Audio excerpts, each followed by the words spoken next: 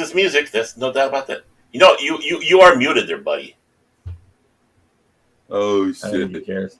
Hey, what's up? It's your boy 24/7 here with 24/7 Fusion Media. I don't even know what the hell happened with the music and everything, but yo, here with New Bomb Turk, Baron Norman Tag. We are the primetime kings of live stream. Like to say what's up to everybody out there. Hopefully everybody's having a good Sunday. And shit, let me see. Like to say New Bomb Turk. I know we just got through talking a second ago. You just got here and everything. Never did ask you. Well, I did ask you how you were doing, but I guess everybody else would like to know how you doing, man. How you doing, bro? Doing all right. I mean, I have the typical blue collar work blues, but it is what it is. I won't make everybody suffer through that. Other than that, everything's going all right. My 68 Dart will be done probably in May. Have its new engine, and that's pretty much all I'm looking forward to right now. That's what's up. What about you, man? How you doing, brother? Oh, not too bad, not too bad. Enjoying the weather changes that we get around here. So it's went from like 90 degrees down to 30 with snow. So Right. At least there's never a dull moment. So that keeps keeps me entertained. Yeah, man, I mean, yeah, I understand. I mean, over here, man, it's been kind of weird, man. It's like it'd be like 80, 85, then it'll go down to like 60, and then it start raining like crazy, and it's been kind of going back and forth. I've been hearing something about another cold front or some bullshit might possibly be coming, and I'm like, damn. I mean, May's right around the corner, and it is what it is. But with that, hopefully you're doing all right, brother. Oh, I'm doing peachy. Just it's getting closer and closer to the move, so I'm getting a little anxious on that part. But soon enough, we'll be in from Tag Manor to Tag Cottage and enjoying the good life. There you go, man. I feel you, man. Shit, I can't wait till you're done with that, so you can have a peace of mind with that, man. Oh yeah, and then it can get more active again. There you go. That's a lot out of me.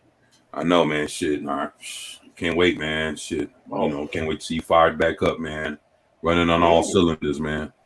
at least 7 of the 8. Well, man, you'll get there, man.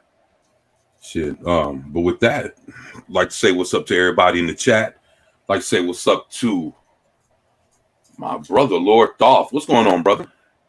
He says, here, if I can hit this button. There you go.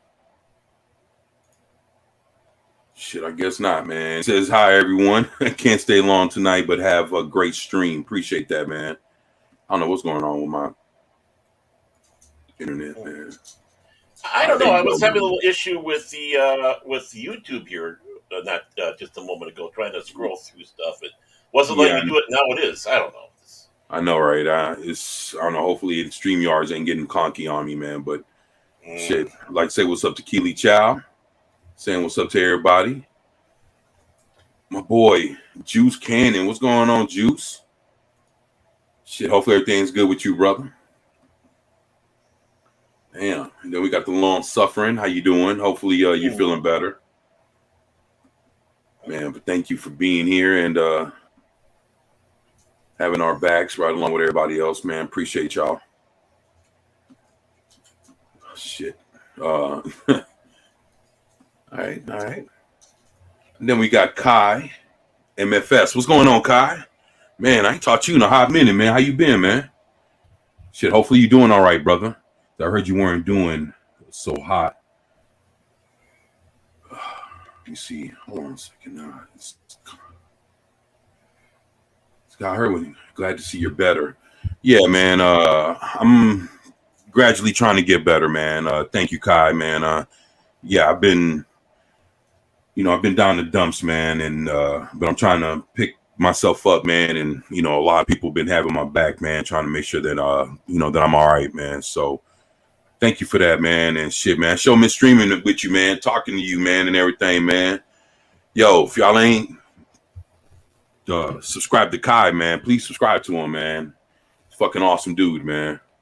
Miss you, brother. Shit, you know, hopefully, you know, I'll toss you an invite sometime, man. See if you know if you ain't doing shit, man. Love to have you come join us, man. Yo, if y'all ain't, yeah, if y'all like,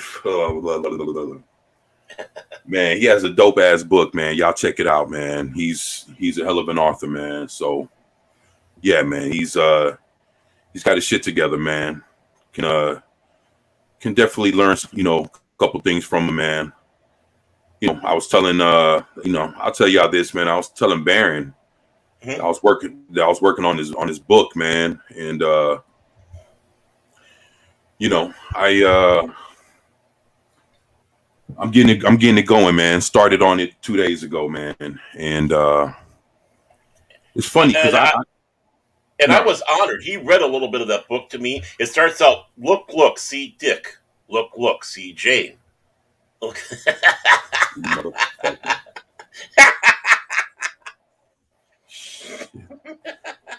Very complex. I was trying to wrap my mind around that. It was having a hard time.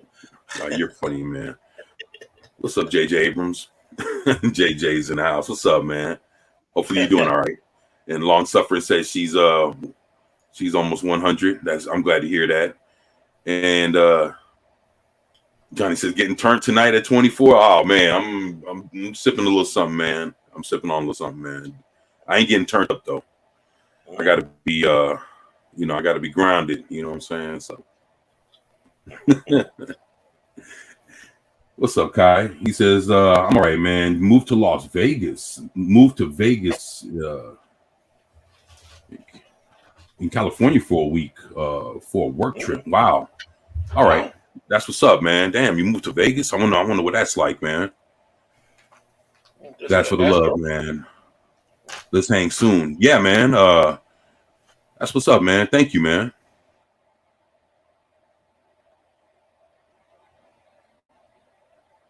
Oh, I appreciate that, Long Suffering. She said she's gonna slap you, Baron, for me. I appreciate that. Yeah, get him. When the stream's over with, you go get him for me. Like she needs any excuse. But I tell you what, Kai, man, yo, it'd be an honor and a pleasure to have you, man. I tell you what, man, I'll reach out to you here, man, in the next couple of days, and hopefully, like within the next week or two, you know, we can link up, man. I'll love to talk to you, man. If you, you know, if you have some time, man, that'll, you know, hell yeah, man. I'd love to kick it with you, man. That's what's up, man. Hell yeah. But I'm glad to know you're doing well, man. And shit, let us know when the next book's coming, man.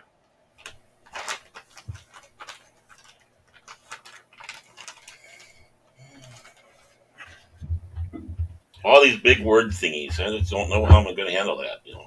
I know, right? Hey, yo, I was going to ask you, what did y'all want to cover? I mean, I tell you what. Let's start off with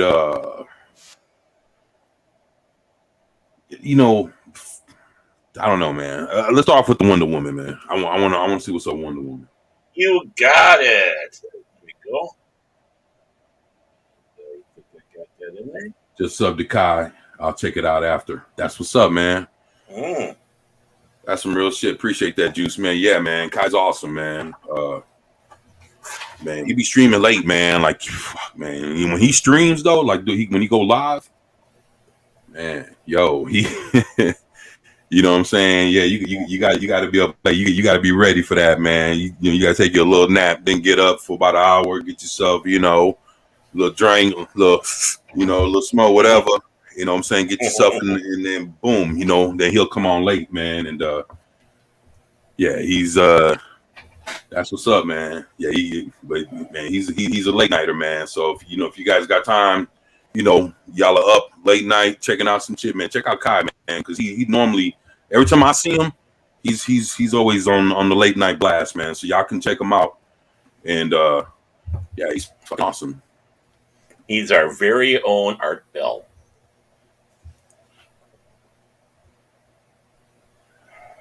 That's what's up, man. That's what's up, man. Says I've done free short stories on my website if you're looking for stuff to read. Training up. I tell you what, man. If I didn't know you had a website. Yo, if you don't mind, man. Yeah, I would love to check out your website, man. If you can drop I'm not sure if the way the chat is set up, if it'll allow you to drop like a website or whatever, man. But if you want to DM it to me, because I know we follow each other on Twitter. I would love to post it, man. That way, if everybody can check out your website, come through, and check it out. I'd love to see it too, man. So, yeah, that's what you have to do because only wrenches can post stuff like that. Right. That's what I thought. See, man, and that's the thing. Me and Loki's working on that, man. He's going to teach me for me to know how to. I don't know how to do shit, man. So I have a lot to learn when it comes to it. But no, I know I do, man. So, I got a lot to learn when it comes to that shit, man. But he says training up for book 2. All right, so hell yeah, that's what's up, man. Johnny says I'm a night owl anyway, so all right, shit. Me, I'll be creeping on him. Juice, I tell you what, man, I'll be creeping on him, man. So, shit. Yeah, but he go hard in the paint on the late night blast, man. So, yeah, man, that's Phil McCracken. Oh shit, that's what's up at Baron on the tag. He said I heard there were cookies. Where are my damn cookies, Baron? You Yankee. I did not promise you any cookies, Mr. McCracken. Arr. I've never promised cookies. And Juice Cannon said Ron Bell, Art Bell was the band. Yeah, Art Bell was the shit, man. It's funny. I still listen to Coast to Coast and stuff like that. Mm-hmm. Like last time I listened to him was about a week ago. I just went and I seen one of his old things and I just let it rip. And it starts off with that.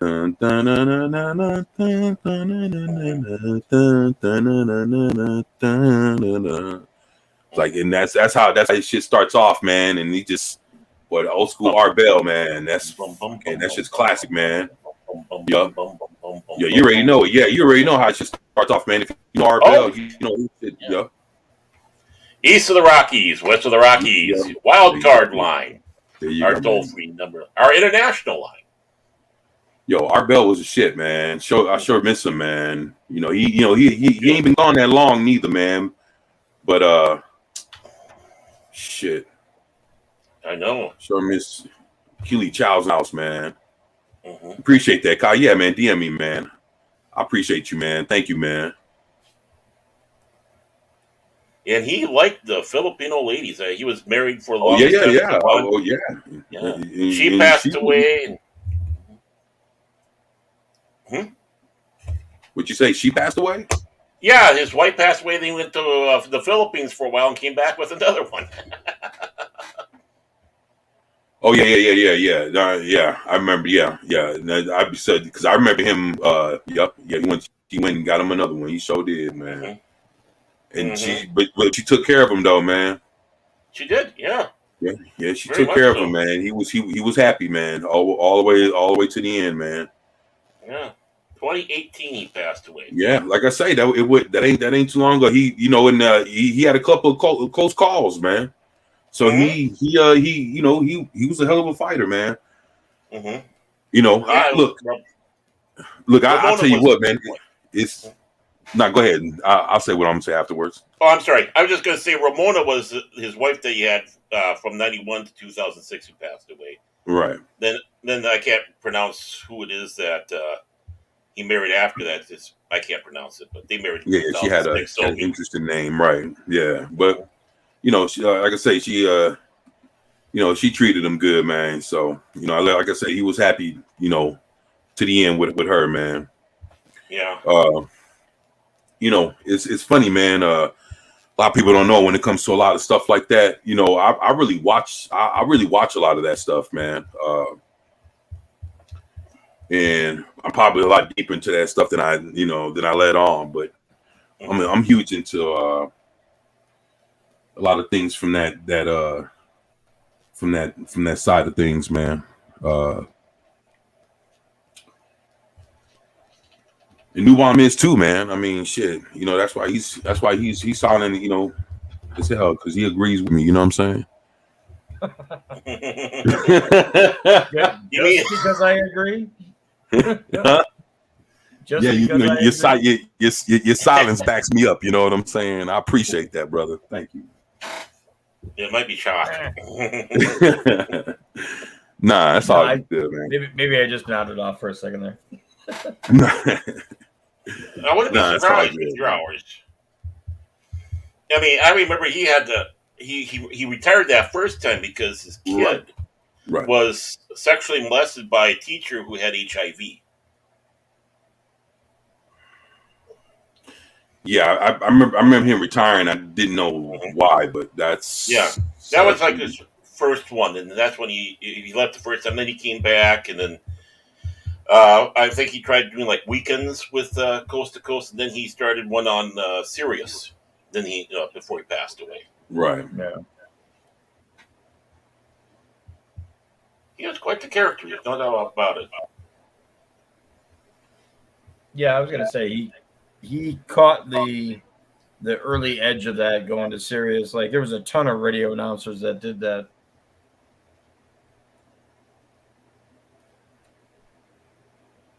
What did I eat?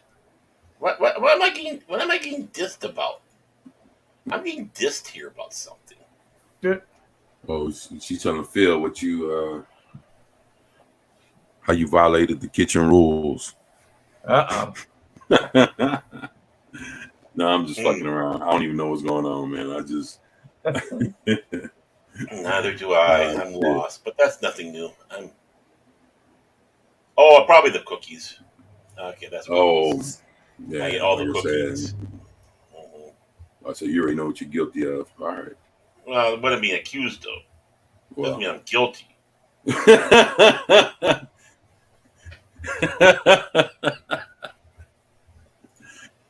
Oh shit, that's a hell of a choice of words, right? Oh shit.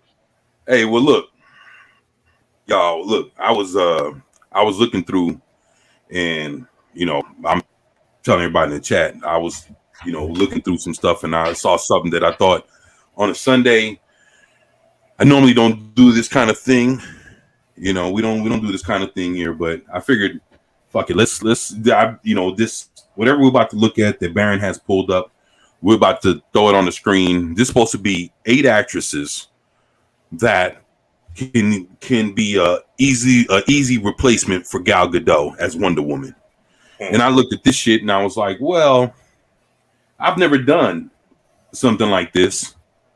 I read that kind of shit, but I've never like went over it and saw, well, this site has their top 8 on who can replace Gal Gadot. Let's see what they're talking about. I've never done no shit like that.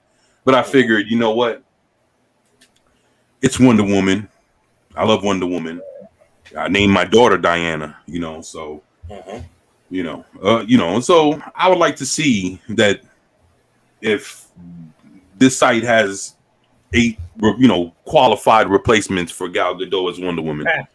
I like to see what they have to offer. And again, I have not seen, so these motherfuckers, they could be all 8 of them could be dog shit ugly, and I wouldn't even I wouldn't know, man. But I figured we'd at least take a look at Leslie Jones. I look at you, Juice. What?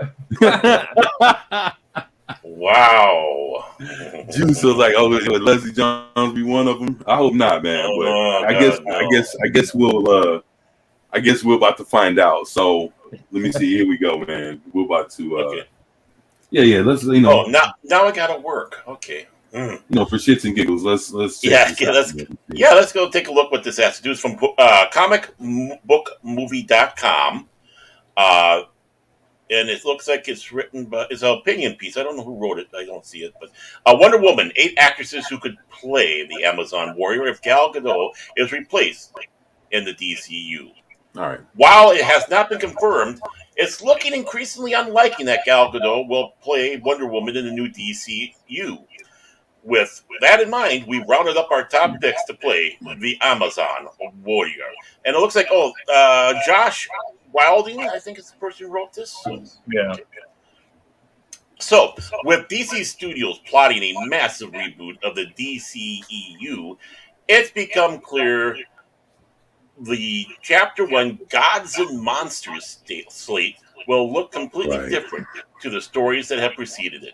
Henry Cavill, Ben Affleck, and Dwayne Johnson. What?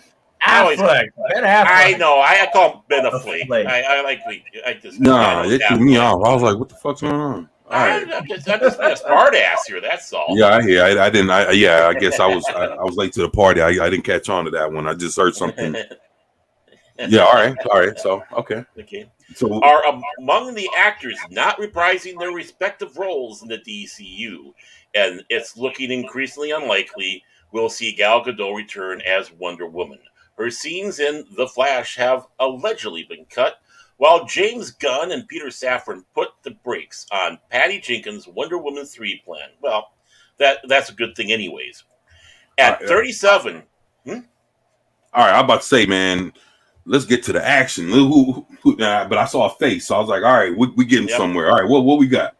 Okay, well, first of all, at 37, Gal Gadot, she looks great. So the first person on here is Courtney Eaton. And that's her right there, boys and girls. Yo, hold up, man. Hey, hold on. Is there a way to blow this shit up? He needs to see the picture closer. Yeah, I want to see if you know. You can right click on the image. Just, I want to see.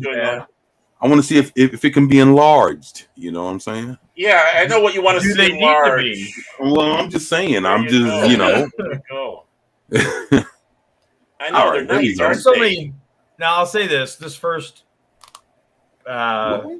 individual, it confirms my suspicions about this article, and we'll see as we go along. They're all going to be very safe choices. No. I mean, you know what I mean? Yeah, okay. I see. It ain't going to be nothing that pushes nothing too outrageous. Right. Yeah, it ain't going to be anything anything that pushes any kind of big envelope. muscular women or anything like that. And because Gal Gadot didn't like match Diana physically in appearance, I mean, she had dark hair, and she's got some boobs, but she wasn't imposing in any way. No, which I would imagine if I had met an Amazonian, I would be afraid. We don't want to see her face. She had a dirt face. There. Wow. Yeah. I mean, she has more there than Gal though. Yeah, she's definitely more Wonder Woman right there. It's like, whoa. Yeah, that's more on some Linda Carter type shits. I like. All right, so I guess body wise, yes. Face wise, no. All right, but she's number 8. So, well, she's kind of cute. Kind of cute. I mean, I don't know. It might be that face she's making, man. She got that old. Yeah. I don't know. It's the face she's making. I'm sure of it. Yeah. Yeah. And her hair is up, and I mean, obviously that's from another show or whatever. Right. Mm-hmm. So after supporting roles in movies like Mad Max Fury Road and Gods of Egypt, Courtney Eaton is perhaps best known these days for starring in Yellow Jackets. What am I missing? Oh, I'll be eating that. Yeah, there you go.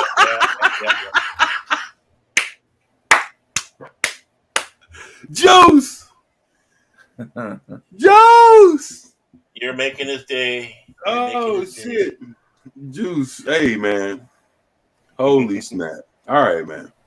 Now here comes the big things. At 5'10", so she's kind of tall, the 27-year-old already has the right stature to bring this Amazon to life on screen and is enough of an unknown to avoid audiences having any preconceived notions if she were to be cast. Gadot, on the other hand, found herself coming under fire after starring in the Fast and Furious movies.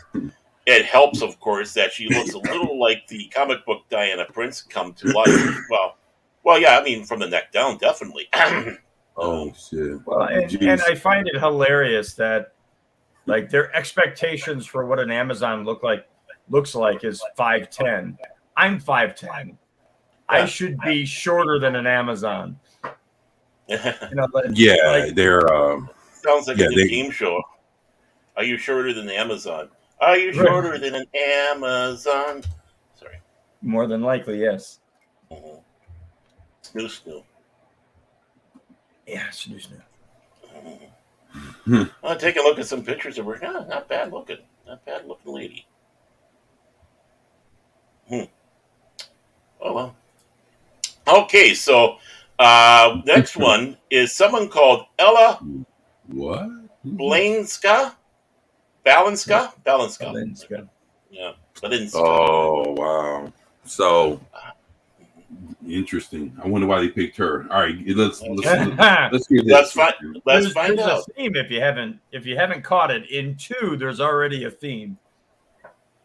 The previous one obviously has some non-white background to her. Yeah. So does this one. Very, very Middle Eastern in a lot of aspects. Well, specifically this one, but her name is not. It doesn't jive with that. And again, it's Hollywood. Who knows what their actual names are? Well, actually, there's more about that in the story here, so let me get to that here. A talented actress who has perhaps had bad luck with the project she's been cast, Ella Balinska, would make a great Wonder Woman for the DCU. Many of you will recognize her from Charlie's Angels and Resident Evil, of course. And while those proved that she is capable of playing a badass, they still Balinska justice, having described herself as a mix of British, Polish, and Caribbean. That's where the name comes from, Polish. Right. Yep. We're sure the 26-year-old would be a convincing exotic, whatever. Nubia. She'd probably be a nice exotic Nubia. At 5'11", the actress has a height advantage to boot. Holy shit! Still not that tall. 5 foot what? 5'11". Okay, I mean, then you're right there. I mean, you put on some shoes. You put her in the boots, and she's 6 foot. Right, or 6'1" or some shit, depending on the heat. Yeah, I agree, man. Damn, that's hey man, blow it up, man. Let's see the picture, man. We got to give this a full. Well, there's not much of a picture, but tell you what, I'll see if I can find another picture of her somewhere here. So I'm going to do. See, there we go. What's up, Kai? Kai said it's hard to find a really tall woman that's going to fit what they need for Wonder Woman. You got to go with who would do the character the most justice. I agree. I agree. You know what? I'll tell you what, man.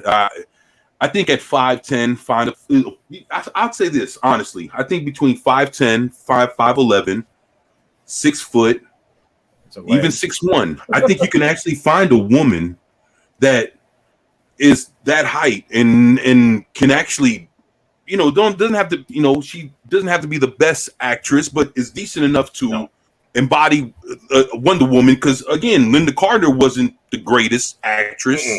And Gal Gadot wasn't the greatest actress, but they found a way to, embrace the character. And I think if they have someone, they need someone that can actually, like, when you look at him, this motherfucker reeks of Wonder Woman. And Linda Carter, yes, because if you looked at Wonder Woman back in the 70s, Linda Carter, like the 60s, 70s, 80s, that was the splitting image of Wonder Woman. Gal Gadot, no. I would say Lucy Lawless was more Wonder Woman than Gal Gadot was. Yeah. And she was Xena. Right. But I'm just saying, but Wonder Woman is honestly, she's not that warrior princess type. Jumping in the air trying to fight people like you would see her do. See what you see off of her in these movies. Wonder Woman is more of she's more peaceful. You'd have to look at her history but she was more of an ambassador, and an ambassador doesn't come first off with a shield, sword, and fucking armor ready to kick your ass, if you're coming for peace. So, again, what seems something that you can come to any table peaceful with, but what was a formidable weapon for Wonder Woman was the lasso. Yep. She can take the lasso anywhere, and it doesn't look, but she could fuck you up with the lasso. But again, she's, you look at her in these movies and shit. She got the shield, the sword. I don't give a fuck where she going. Like I look, like even at one place she had a dress, like she was fucking like in the ballroom with a sword in her back. Oh yeah, the first movie, yeah. Like Wonder Woman, is that you? But it was still a good movie. Not taking nothing away from it, but but yeah, I agree with you, Kai. I think they can do it with a woman that can be at least a certain size, and they can add a couple of inches with the shoes and kind of have her at least standing as tall as a guy that's 6 foot or 6'1" or whatever. Mm-hmm. Right. And you look at Wonder Woman if you look at her next to Batman or Superman, she was always an inch or two taller. And I think, if I'm not mistaken, they're like 6'3". They're my height. Yeah, right.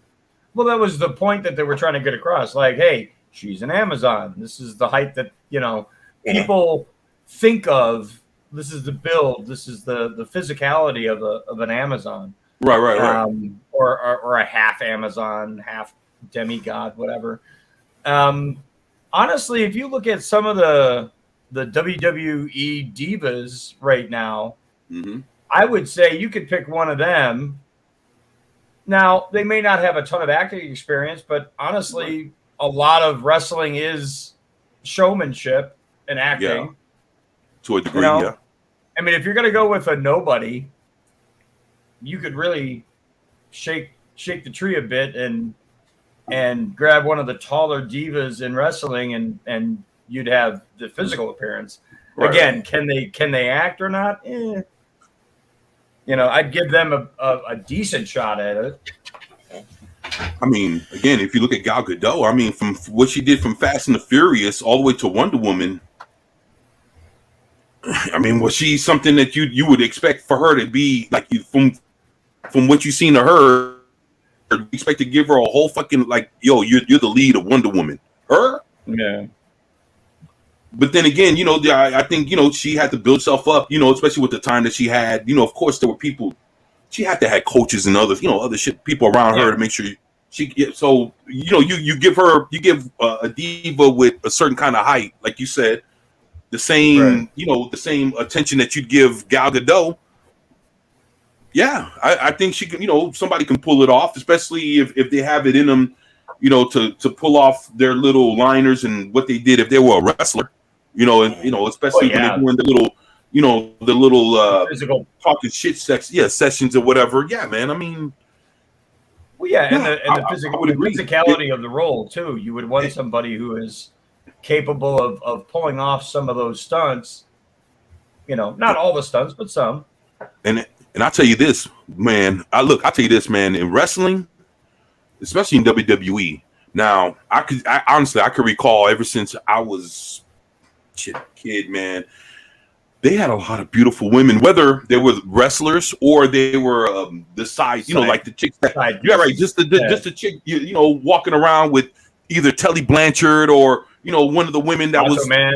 Right, or I mean, there was some that had some real badass looking chicks over the years, and there were more of the newer wrestlers. I know, like a little bit past Macho Man, but you've seen them over the years. They've been a lot of beautiful women. A lot of them were during like the NWO eras, I mean, like the 80s, 90s, early 2000s. I mean, you had a lot of women, whether they were wrestlers or just a side, walking around, arm piece or whatever, beautiful women, and they knew how to keep beautiful women in the WWE on both ends, whether they were just walking around the ring or they were actually wrestling. And man, I think, yeah, they have a lot of beautiful wrestlers, and actually their whole diva line of wrestlers, female wrestlers. Yeah. You can find a beautiful woman that fits Wonder Woman, that can hold her own, in a decent acting session with a couple folks or whatever. Man, you got something there, man, and people would love to see it. I mean, I'm sure someone would probably laugh at me seeing this. I wouldn't mind even seeing Gina Carano. She looks more Wonder Woman. She does. You won't see that. Yeah, I know we won't see that, but I mean, honestly, when I think of a possible Wonder Woman, that's what I think of. But of course, I know, right? That'd be awesome. What's up, Black Rock 315? Yeah, man. We would like to see her do a lot of shit, man. That we won't, well, yeah, but I'm just saying, Playboy, politics. Yeah, I know, right?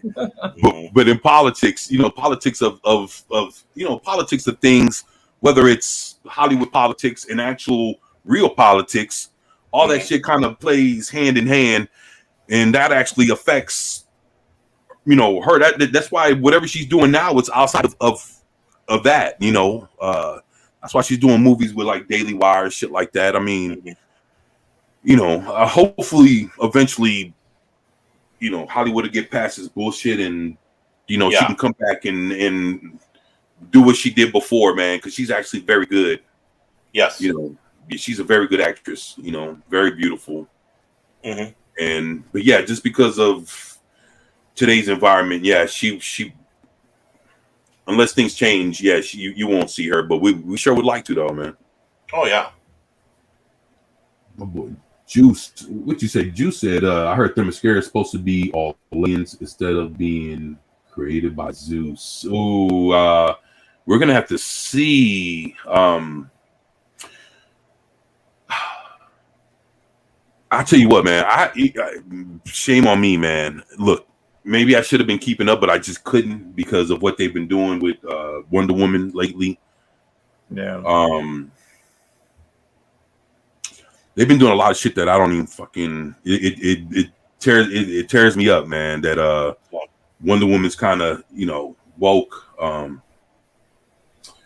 But hopefully, with what's happening, they can it'll get better. But for now, and eventually, I'm a completist. I'll end up buying the books. Somebody will sell them for the whole collection of these.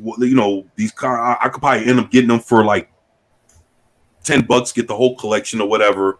It won't be nothing off for me to get it.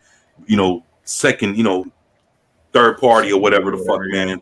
But it's like just to I would get it just to know see what the hell happened, like how it went to shit or whatever. I can keep consistent with the story, and if it got better, see where it got better at. But man, it's fucking horrible what they've done with Wonder Woman and Themyscira, and they've changed the rules on who's accepted on the island. Yeah.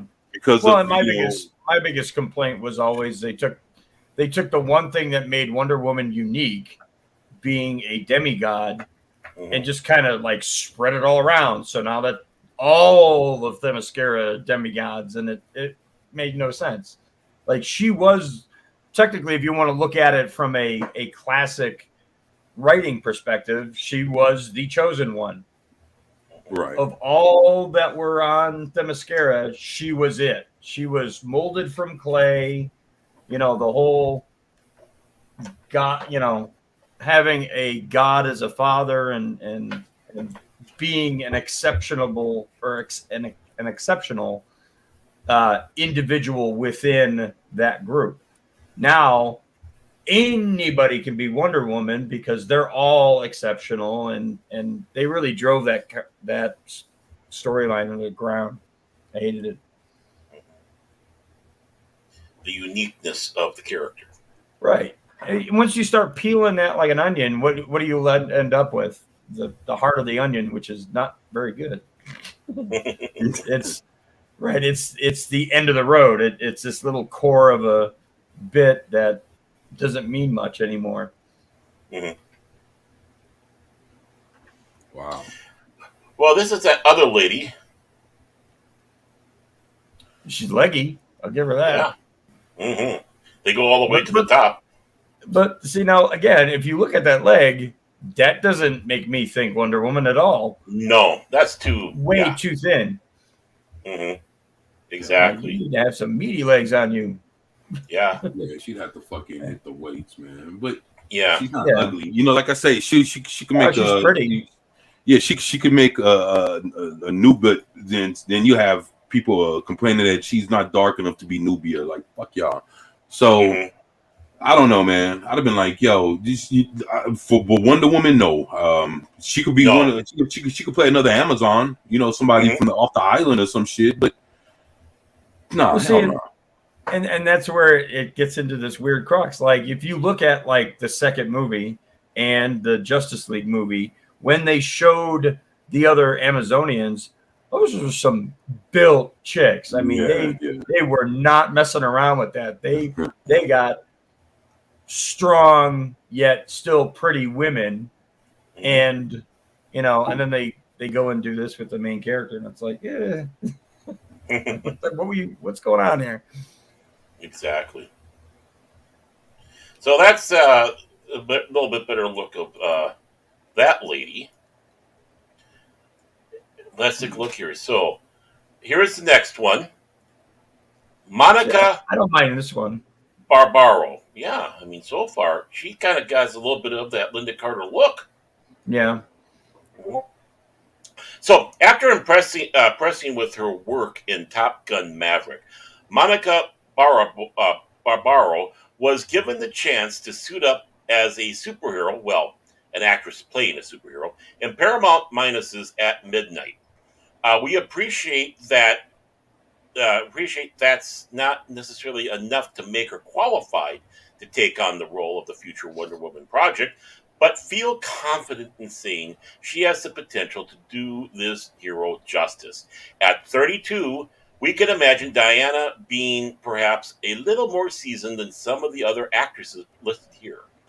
That's not exactly a bad thing either, especially when Diana is hundreds, if not thousands, of years old. Wait, hit the who? Let me see. That's Monica Barbaro. Man, hit it. Man, ball that picture up. Okay, just a second.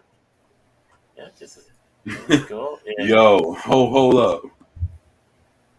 What? Oh, wait a minute. Oh, let me see something real quick. And again, I'll go into the pictures that they chose. Mm-hmm. This one, because her hair is down, it's over the shoulders. It represents what you would typically see from Diana. That's why it tends to stand out a bit more. The other one with her hair up, or the second one with her hair back. Mm-hmm. You know, you don't think of that when you think of Wonder Woman. Okay. Now this chick, I could see her more, but then she ain't smiling. You know, she don't got no makeup. You know, and I'm just saying, like, you know, I definitely would have to see something, man. Wait, what's this? This is her. Yep. So I'm blowing her up for you, man. Blowing her up. There you go. So you don't have to go that far. Oh, I know. 24's fixation here, so we got to. Yeah, right. No. Go up, no. Oh, you want? Okay, I'll stay there for a little bit. No, she's up more. Up more. Oh, okay. Yeah, all right, right there. You're good. Yeah. She kind of reminds me of Drew Barrymore. Yeah. But black hair. Yeah, but her a long time ago, like when she was like looked like when Drew was about that age. She has the same. That's the first thing that hit me when I looked at her face. Why does she look like Drew Barrymore? I could see her being a Wonder Woman. I could see her, you know, like she'd have to work out, man. Like no shit, but I could see her still. If she kept the, you know, the Tigos and then you know, if she keep that, you know, and of course the hair.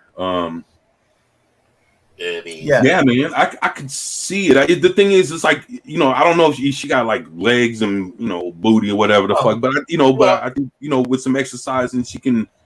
Yeah, I mean, the dress doesn't do shit. She probably does, and I mean, you can't see shit in that dress, man. You know, and yeah, you just It's just, I don't know, man. I could see her probably as Wonder Girl. Yeah, but she's kind of old. Yeah, she would be a bit old for Wonder Girl. Yeah, like she looks different. Like she looks older. See, and her off of this picture. Yeah. I could see her off of this picture a little bit more. So, yeah, man, I could see her, man. Yeah, man. Right, and a lot of these pictures are not necessarily going to be in a contextual situation where, right. You know, like she obviously in the previous roles that she was in played a character that needed to have a certain presence, and that's why that picture looks that way because it's from that movie. Nah, not the way she looks there. Nah. No, but at least you get an idea a little bit more of her legs. Right. Yeah, but that don't mean shit. I mean, well, of course it does. She looks, man. She got chicken legs, man. Nah, that don't mean shit. That's why I was pointing out. It's like there's the legs, right? It's like she looks a little. Now I'll say this: between this picture and the one that they posted in the article, she looks a little younger and a little thinner here than she does in that image in the article. Right. She does look older, a little bit more filled out. Yeah, there. Yeah, she just looks a little older, a little bit more filled out, like she done been through some things. Right. You know. So yeah. I mean, right there, I can see her being Wonder Woman just off that picture. Yeah, that kind of. She got a bit of that side eye look. And the hairs, you know, like the correct length, if you will, you know, it's not 70s Wonder Woman because that was like a weird bob. Nah, yeah. I mean, you don't. 70s Wonder Woman. Oof. And she's 5'7". Comic book, not the TV show. Oh, my bad. I mean, she was still, you know, Wonder Woman was always hot, man. I don't know, man. You know. Yeah. Well, I mean, that was the intention of the creator. She was, was supposed to be a pretty dom. There was definitely some erotic. Oh yeah, absolutely. Overtones. I mean, the dudes, I don't know his name off the top of my head, but the guy who did Creator, had like in his personal life, William Marston. A lot of yeah. Well, you know, of course, in his I know, personal life. He was kind of into that shit. So and the creator of that character, the creator of the lie detector. Yeah. Just think the guy that created the lie detector created Wonder Woman, and that's why because that was his thing, was the whole truth thing, and that and other things. So it was a multi-purpose tool. The Nitro Girls of the 90s. Glenzer, what's up, Glenzer? My man. He says the Nitro Girls from WCW were hot in the 90s. I used to let they were. Yeah. I ain't gonna lie to you. Okay, so let's take a look who else they're gonna spring on us on this. So by the way, I can't remember if I said, but she's 5'7". They didn't have it in the article, so okay, so Isa Gonzalez and Isa. Okay. Probably Isa. Yeah, Isa. I mean, if it's Spanish, which it is Isa. Obviously, then it's Isa. Isa Gonzalez. Andre. Okay. Yeah, so, we're not racist. Not at all. No. I mean, I'm Hispanic. I can talk shit. So. Oh, yeah, okay. Huh. Yeah, I'm there, man. So yeah. So after racking up, and no pun intended, credits in movies like Baby Driver, Hobbs and Shaw, Bloodshot, and Godzilla vs. Kong, Bloodshot, Isa Gonzalez has become one of Hollywood's most in-demand leading ladies. I did not know that. Wait, what? Yeah. I mean, you list a bunch of movies from like 5 years ago, and then go, she's in demand in what? Right, exactly. It's like I don't know who this. Yeah, I was about to say Bloodshot. That was that Vin Diesel movie about the super. That shit was. Yeah. They fucked that over. So I don't know. So, despite that, it feels like she's still waiting on her big break, and Wonder Woman could be exactly what the Mexican actress needs to be rocketed into the stratosphere. The stunning ambulance star. Now they even throw another one in there we haven't heard of before. The stunning ambulance star is No, no, definitely no. someone. Ambulance was a pretty decent movie, man. Okay, I'd never heard of it, so. Oh, no, Um, okay, all right. okay, yeah, I'm just Yeah, saying this is one I've never heard of. yeah. It came out about a year, maybe a year and a half ago. Okay. Mhm. Yeah, Okay. and yeah. But keep going. I'm sorry, man. But I was just letting you know, like I've Oh, heard of that yeah. movie. That's all. Yeah. Yeah, no problem. So ambulance star is definitely someone who turns heads when they walk onto the screen and has enough action credentials to have all the makings of a superhero. As a result, we think the 33-year-old would be a perfect choice to play the DCFU Diana Prince, and that's her picture from must be some movie. I am looking up another image. Yeah, well, I mean, if you look at her, she got tattoos like a motherfucker on this movie, so it must be some gangster shit she was in. Well, Yeah, I think that was Bloodshot. For World. Yeah, it's just for Oh, World. okay, yeah. It was somewhere, thing, yeah. And let me see if I can find something really nice to look at here. Well, let's try this one because it kind of shows her form a little bit. So JJ says so far none of them looks like Wonder Woman. Yeah, I mean, well, the last one I think was close. I tell you what, blow this picture up, man. And I'm gonna blow it up, man. So so now we got a good look at her face there. Okay, all right, I mean she's cute and all that. And there's her tattoo right there. It looks. It's funny because like if you look at like the look in her jaws, it's like you know what mewing is. Yeah. Kind of. Yeah, I was gonna mention that. Like her cheeks are sucked in, even though her mouth is open. Yeah, so it's like you mewing the fuck out yourself, and like you trying to get that old chiseled jaw look, that old. And I mean, her shit, damn, to the point where she got shit. I mean, I don't know. What do you say?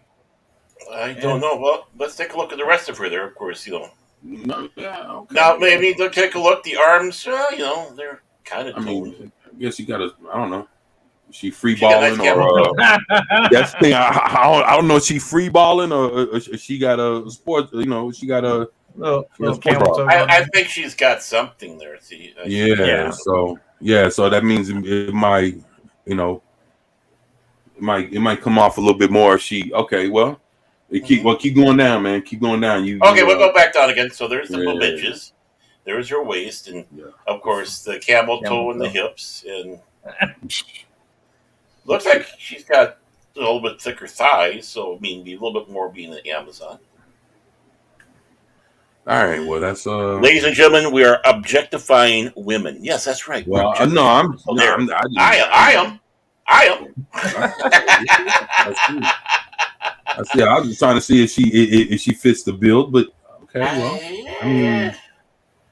I mean, maybe here's a little bit bigger. And Glenn just says she reminds me of Katie Holmes. That purse strap divider. Oh shit! You guys are funny. I just am mesmerized by the camel toe. That's all. Jason Fox, what's going on? 545 Studio, man. What's up, Jace? Hey, Jace, how you doing? Jace is awesome, man. I can get with Jason in a hot minute. No boobs, man. I mean, they're there. They're just not. They don't stand. Yeah. She doesn't have the biggest ones. I was noticing on some of the other ones, but they're kind of smaller and saggier. I know that sounds bad. So and again, I'll just reiterate: there's a common theme here. If you notice, they're very ethnically, diverse up in this camp. Yeah, I mean, we know what this guy wanks off to. Let's just put it that way. All right, so it's still the narrative. Like, Diana must not be what traditional Diana would be. Well, hey, let me ask y'all a logical question. Would you think that Wonder Woman is more of a Greek?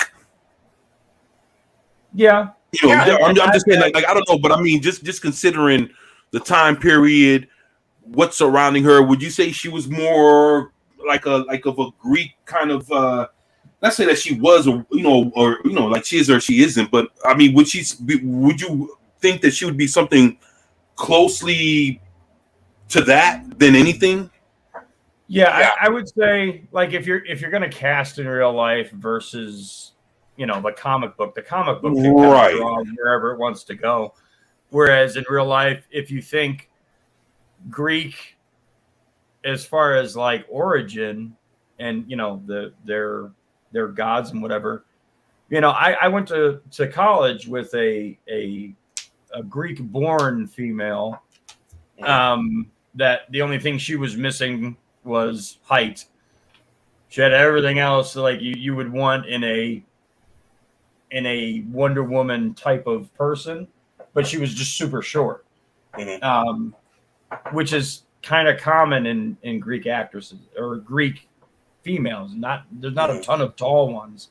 They tend to be average height, like anywhere else. But yeah, I mean, olives. I would even say a lightly olive skin would be appropriate if you're going to lean on the Greek background. Right. Well, I'm surprised. You weren't talking about what past. Mrs. Newbaum. From those kind of descriptions. No, I that one up. Hey, like hell, she's like Wonder Woman, but without the height. I'd have been like, well, fuck, I'm surprised you didn't, you didn't link up with her. You know what I'm saying? Like, no, I screwed that. No. See that, and life sucks. Especially like, what? Well, why you say that? What happened? I was going to college, and I was working overnights. Like I've worked overnights a fair portion of my life, so hey, let's go out and do something, and it was like, I gotta work, or I gotta sleep, because I'm trying to squeeze 4 hours of sleep between going to school and working, and it just we never connected outside of school. It sucks because she was interested, but I just couldn't do it. Well, there's always social media, man. Well, I mean, okay, when I say college, I'm 52 now. I was in my 30s, so yeah. You're a youngster. I know, man. You never know. I didn't know though. You know what I'm saying? Yeah, that was easy 20 years ago. More than 20 years ago. I mean, hey, she might be right now, so right, it might be that might be the time. I don't even know where she is. She might still be in Buffalo. Yeah, she might still be in college. Who knows? Well, yeah, I would hope not. There are professional college students, that's for sure. Hey, well, shit. Who knows? I'm just saying. I know nothing. Oh shit. Yo, what's up, John Randall? We got Zach's in the house. Hey, John, how you doing? Yup. Can't forget. What's up, Glenza? Shit, what y'all talking about? Man, we had better women in the 80s. Oh man, yeah. Look, you know what? To be honest, it's funny because I could sit back and look at a lot of I guess within what we could see from TV and what we can, what we saw for like movies, TV shows, shit like that. Man, I could see like every decade had like some women that were just like, fuck, like, man, like they were knockouts. Yeah. Oh yeah. And I mean, even to today, but I mean, man, back then, and it's, I don't know, for some reason, it's like the way women, I don't know if it's how they act, but it's something about them has changed, and it's not the same. It was like, it seemed like the demeanor has changed, and well, there's this account that I follow on Twitter that's all retro stuff, not even just cars, but like retro pictures of New York downtown in the 70s and 60s. Right. You know, all these different air California stuff like that. Uh-huh. And it's like if you roll through all the different like eras, I mean, like I grew up in the 70s, so I grew up with a lot of punk influences and stuff like that. And even the punk chicks, like the ones you would consider the most extreme, right, were far better looking than what would be considered punk now. Now they're blue or purple hair and fat. I'm sorry, I'm just gonna say it. They're fat. Whereas you look at the chicks back then, they were all slim, you know, and even if they had their hair up in a mohawk or whatever, they're still good looking. Oh yeah, I don't even know what what the hell happened to punk, man? Yeah, I know. I knew some really good looking punk ladies, and tell you, and they're tough. Right? Yeah, I mean they lived the part. Mm-hmm.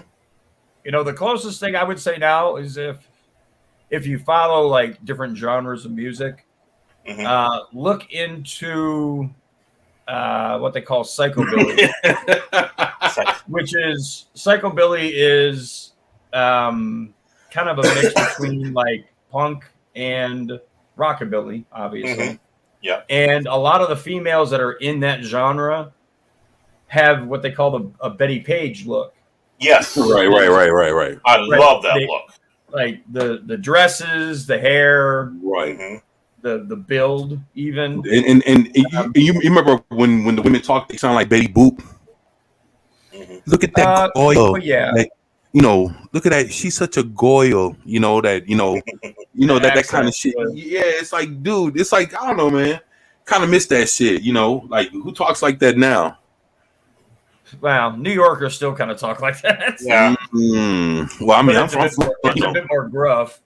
Yeah, I'm from New York, man. So I don't know, man. Then why don't you sound like that? I think I've been there in. now. Yeah, I think I've been in the South too long, man. So I'm just kind of in between shit. Yeah, we can tell when you go yeehaw now and then, you know. So. Nah, you know. You do know. Look, Juice said at least Isa has a camel toe instead of a bulge. Amen. Oh yeah. Amen. Holy shit! I seen that. I couldn't help but to laugh, man. You guys are funny. Well, this next lady, number 4, is Christian Cerritos. And after playing Rosetta Espinosa on The Walking Dead, we've no doubt a lot of you who wrote this will already be extremely familiar with Christian Cerritos' work. Never failing to impress the long-running AMC series, the 32-year-old has also starred in the Twilight movies. Okay, she's no. Scratch her off. You know, fuck all that. Hey, hit the picture. I know, I'm not kidding. Fuck that, man. But she's 32 and 5'7". So that's a picture of her there. Just a second here. Tab. Off of that picture, I'll say, hell no. She's number what? They have her on the number 4, so I don't know. The fuck out of here. She should have been number 8. Yeah, there she is. There, boys and girls. I guess she's like fucking Jennifer Garner. Yeah, well, that's also her in a role. So right, yeah. It's like Jennifer Garner. Yeah. That when look on the face. She's doing Alias. I'm trying to find a better picture. Hey, yeah, there you go, man. I'm about to say, man. I mean, but from a distance, she looked like shit. But okay, she looks a little bit better. Yeah, it's not looking much better. Yeah. It doesn't look much better what I'm finding here. Let me see if I can find a good one to put on here. So, and even my boy Juice agrees. You know what I'm saying? Should I do? Here we go. I'll do this one. Okay, and show this tab and set. There we go. So that's the face. Wow, that looks a lot more interesting. Yeah. Okay.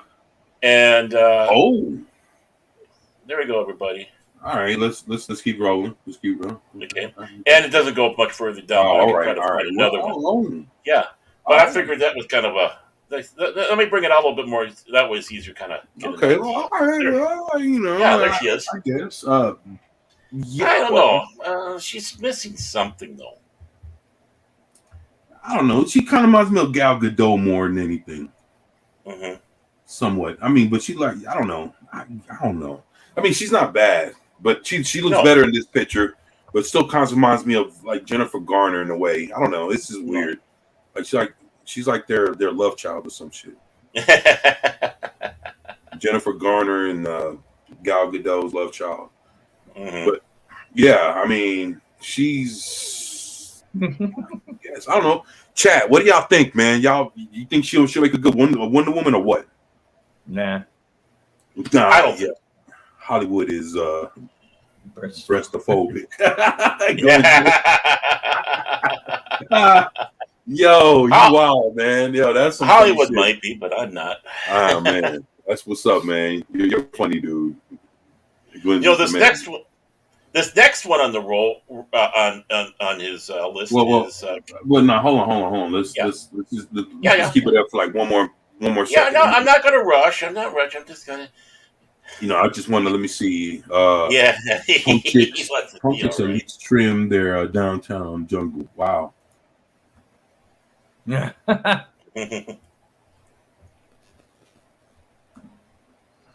Joyzy. Yeah, Joyzy. I'm thinking. Oh, look what we got here. Nerds. Greetings, Hey, Finch. everybody. How y'all doing? Hey, doing fantastic. How about yourself, man? Doing all right. What's up, man? Not much, man. Not much. We just been looking at boobies and babes. So we looking at mid bitches today again? Okay. Well, what it is, this one site was saying their top 8 picks for replacing Gal Gadot as Wonder Woman. So, oh shit, they are probably gonna replace her, huh? So so we trying to see. I think she's number 3 or 4 on the list. We just went through. This is number 4. A few others, and everybody's chiming in on these chicks, man. And some of them look like they can do it. Some of them look like they're not up to par. But what's up, Snow Dub? We got Snow Dub in the house. Snow Dub! Oh my! Yeah. What's up, Snow? Hey kids, that's what's up, man. What's going on, brother? Kate Moss body type. I think she got a body like Kate Moss. Well, I mean, she's not that skinny. As Snow Dub's thing is over my avatar. But like nobody knows I'm even on the panel. That's what you get for coming late. So like one thing I am wondering about is like, are they going to go in the same way where they, Gal Gadot is a skinny girl herself, or are they going to go someone a little bit more physically imposing, with a little bit more muscular frame? I'm not sure. I'm imagining they probably. I mean, you don't really have to, right? Because the power is just whatever. But I imagine they're probably going to go with just the prettiest girl that they can find. That's what I would guess. It's kind of what they did the first time. But I don't know who this chick is. I don't know if she can act or whatever. Maybe she can pull it off. But I mean, that makes me kind of wonder. Like, I know he announced the casting stuff for the Creature Commandos. Creature Commandos, yeah. I haven't gleaned anything into that. Were there any surprises in that? Yeah. I mean, if y'all are interested in seeing, if y'all remember anything about the Creature Commandos, it's supposed to be the first project that comes out. Introducing guns shit, and it's supposed to be a 7-part. It's supposed to be a cartoon series because it's a cartoon. If y'all didn't know, I thought they were going to do live action because they said they wanted to be able to. Right. So voice actors. Yeah. Right. So what it is that you're going to eventually see the team cross over. So basically, what it is the way he's hiring everybody is he's hiring them to be the actors for heroes to perform the parts, whether they're doing voice acting for the character in cartoon or they're performing the character in live action. So basically, the actors are going to be playing their roles going back and forth between cartoon and live action. Right. All basically all their actors are going to have the ability to do that. And the Creature Commando is going to be the first team out that we're going to see, and he already hired all the actors. So basically, he says at one point or another, you're going to see every character go over from this cartoon. It's going to start off with a cartoon, and at one point you're going to see them all, whether they're going to be all together or in different people's projects. You'll see Frankenstein in one. You'll see somebody else in another person's project. So we don't know if they're going to be, but at one point or another, they're all going to show up in live action, and they already got the whole cast. If you guys want to, if you want to see it, I mean, if you guys haven't seen it, let's finish this up, and then let's finish this, and interested to see, right, and then if Vidge hasn't seen it, then he can let us know what he thinks if Gunn did a good job in picking. And to be honest, I think he picked a hell of a cast, but we'll for see, I don't know anything about the Creature Commandos off rip. You know what I'm saying? Right, So I'll tell you about. Once we get through this, I'll tell you a little. What I know about it, and that way you can at least have an indication about what it is, and then the whole thing too. We'll have to see when it all plays out. But I can tell you about it when once we show you the next couple of Wonder Chicks that they have. So let me ask you this, Vidge, since you just showed up and we've been talking about her for the last couple, what do you think about this chick at least so she's far? Moderately, she's a girl with a lip job and a boob job. Yeah. I don't know who she is. I don't know what stuff she's been in. I don't, Right. I don't watch much scripted content, so I don't know if she's a good actor. But no, she doesn't look like Wonder Woman. She looks like, it almost looks like, okay, why don't you just if you're gonna get her, just keep Gal Gadot. Right. Because she doesn't add anything. She looks like she almost wants to look like Gal Gadot. It just seems like a weird casting. Yeah, and it's funny because I was just saying that I was telling everybody she reminds me of Jennifer Garner. A little bit, I can see that. A little bit, right. And I said before you came on, she looks like she could be the love child between Jennifer Garner and Gal Gadot. Yeah. That's exactly what I said before you came on, man. So it's the lip shots that make her look like Garner, and I'm serious. I think she's had like work. It's clear to me she had work done, so that's always kind of like that's all to me. I know a lot of people love it, but to me it's a negative. So it always kind of draws the eye. Like, But I know it's Hollywood. You got to do what you got to do. I mean, she is Hispanic, so I mean that could be right. Yeah. She could be maybe the natty. Maybe she can have that in her, but the chest is not. The chest has had some work done. There's no. Yeah, those are a bit firm. That's not how boobs work. How boobs work. Well, I tell you what, hey Baron, can you go to her little profile to at least they're gonna tell us what movie she's been in. Maybe you would have heard. They got like a paragraph, just a little quick something, and she was the one that was in Walking Dead. Okay, so that's her. Okay, so she was in The Walking Dead. Which one? Just the original or the Fear?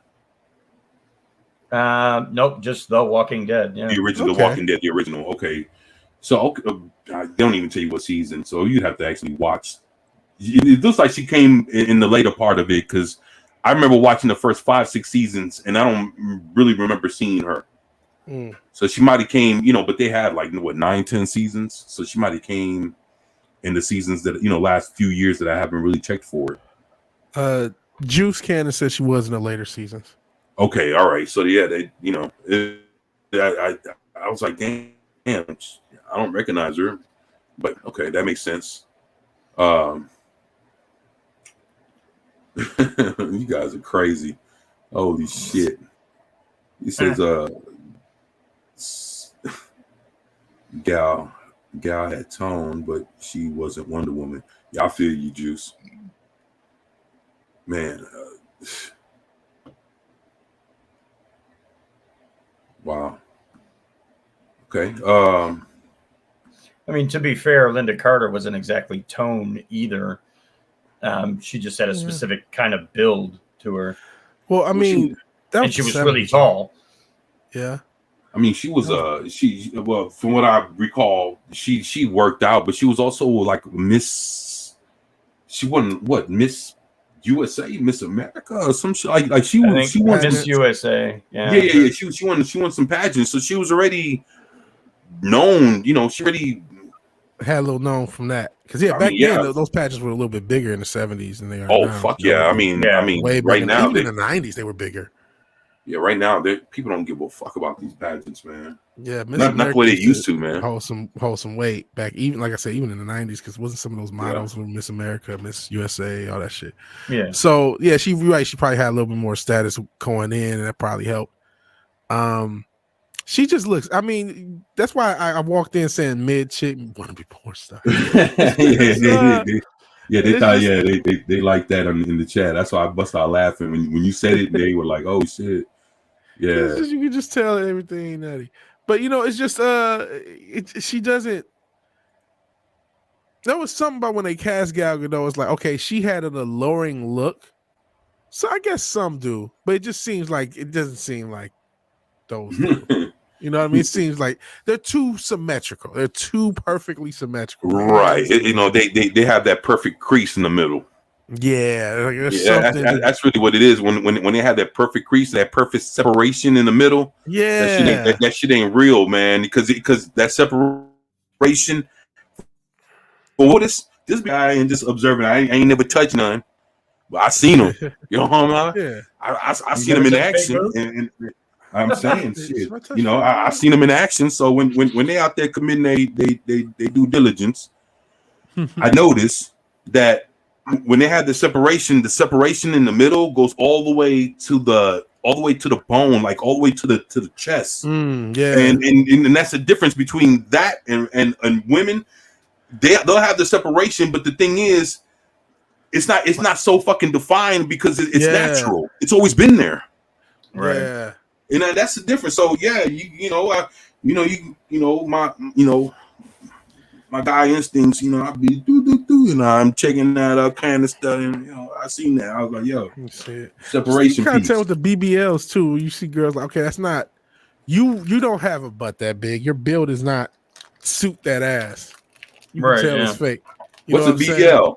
You ain't heard about the BBLs? No, I know what a BBW is, but I don't know what the fuck no BBL is. The BBLs, the Brazilian butt lift. The girls are getting fucked up. The Brazilian butt lifts. Okay, butt lift. Yeah, I heard about that shit. Hey, I'm like, they got for a minute. I know you heard about yeah, I heard about that. I didn't know they had I didn't think they had the 3-letter deal. Yeah. I didn't know that. Yeah. You know, I was thinking like, big bone Latina or something. I was like, what the fuck? I was like, what did I miss? Nothing wrong with that, by the way. Nothing wrong with a big bone. Yeah, that I know, is something right? they're trying to emulate. That is what they're emulating. That size. Ass. Right. You can tell when it's because it. Well, it gets out of hand. It's like, I'm sorry, but a size 4 waist and a size 80 ass. Yes. It's like, what? Some girls it just looks so unnatural. And there's a lot of health risk associated with it. It's not good. Like just well, yeah, it's the same as breast augmentation back in the 70s. It was super shady, and a lot of people got sick out of it. That's why you never even seen. Well, yeah, you never seen porn stars do it until it got into like the 80s and 90s, and then every porn star had fake tits, and it was like, Jesus. Yeah, I mean, you had Trinity Lauren, who was known for her big bosoms and nice butt, but they were all natural, and it's like, oh, we all want to be like Trinity Lauren, What's up, Pacific 414? You coming in the middle of some talk? Porn talk. I know, right? Get ready. I'm on. It's a breast night here on the good old Kings. Yeah. So now who's the next one? I think you're going to like this next one. Yeah. I think you're going to like this next one. Ana de Armas, right? I do know she is. I don't know. I'll just kind of go. She's 34 years old. They say she's been in John Wick. I've seen her before. How tall is she? Knives Out. And no. She's going to do the ballerina spinoff. Yeah, I'm looking forward to that. I'm looking forward to That that. could be interesting. Ballerina. They don't have a height, but what I do have is She's not a real couple. tall. Yeah, so here she is. There's one of her. Yeah, she did Marilyn Monroe. Okay. Yeah, I seen that. That was Mhm. Yeah. Oh, she's 5'6", by the way. Wow. So she's a shorty for real. How tall is Gal Right. Gadot? I Probably don't know. 5'9".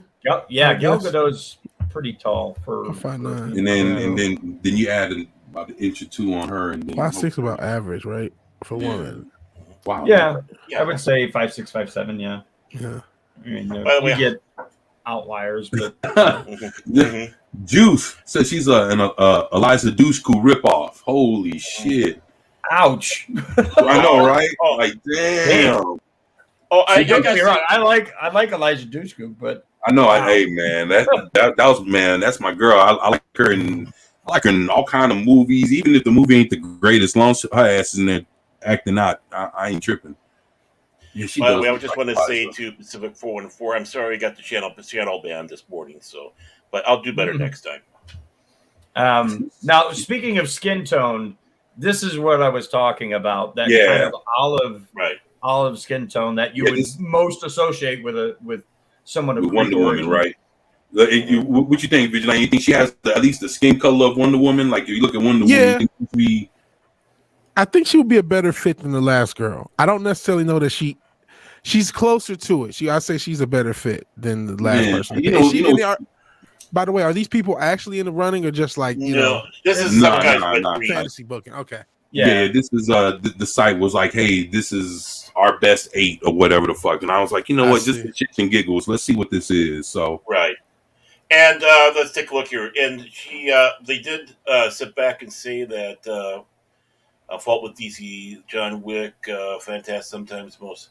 Okay, I'm just trying to see if they talked about anything more than just that she's a rising star. So, well, I there mean, we go. she did play Marilyn Monroe. So let me ask you this now.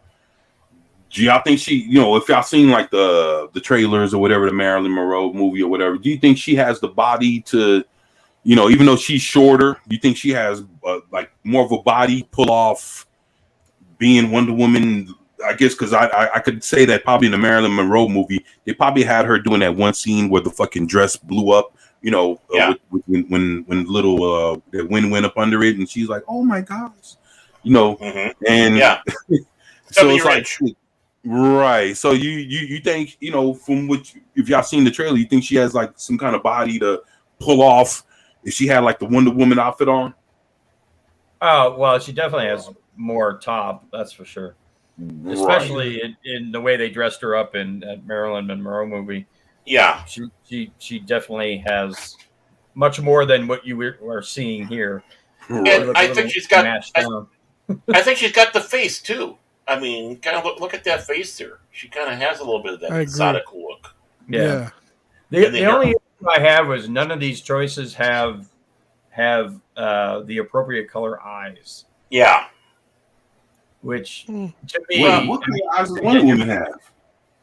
if I'm not Blue. mistaken, they're supposed to be blue, aren't they? Blue, right? Yeah, I Yeah. thought so. Yeah. But contact lenses will fix that. Yeah, but you know what? Contact lenses, like I've had colored contact lenses. There's issues with them when you're just trying to color the eye instead of like because they could put all kinds of crazy stuff in your eyeballs. Uh-huh.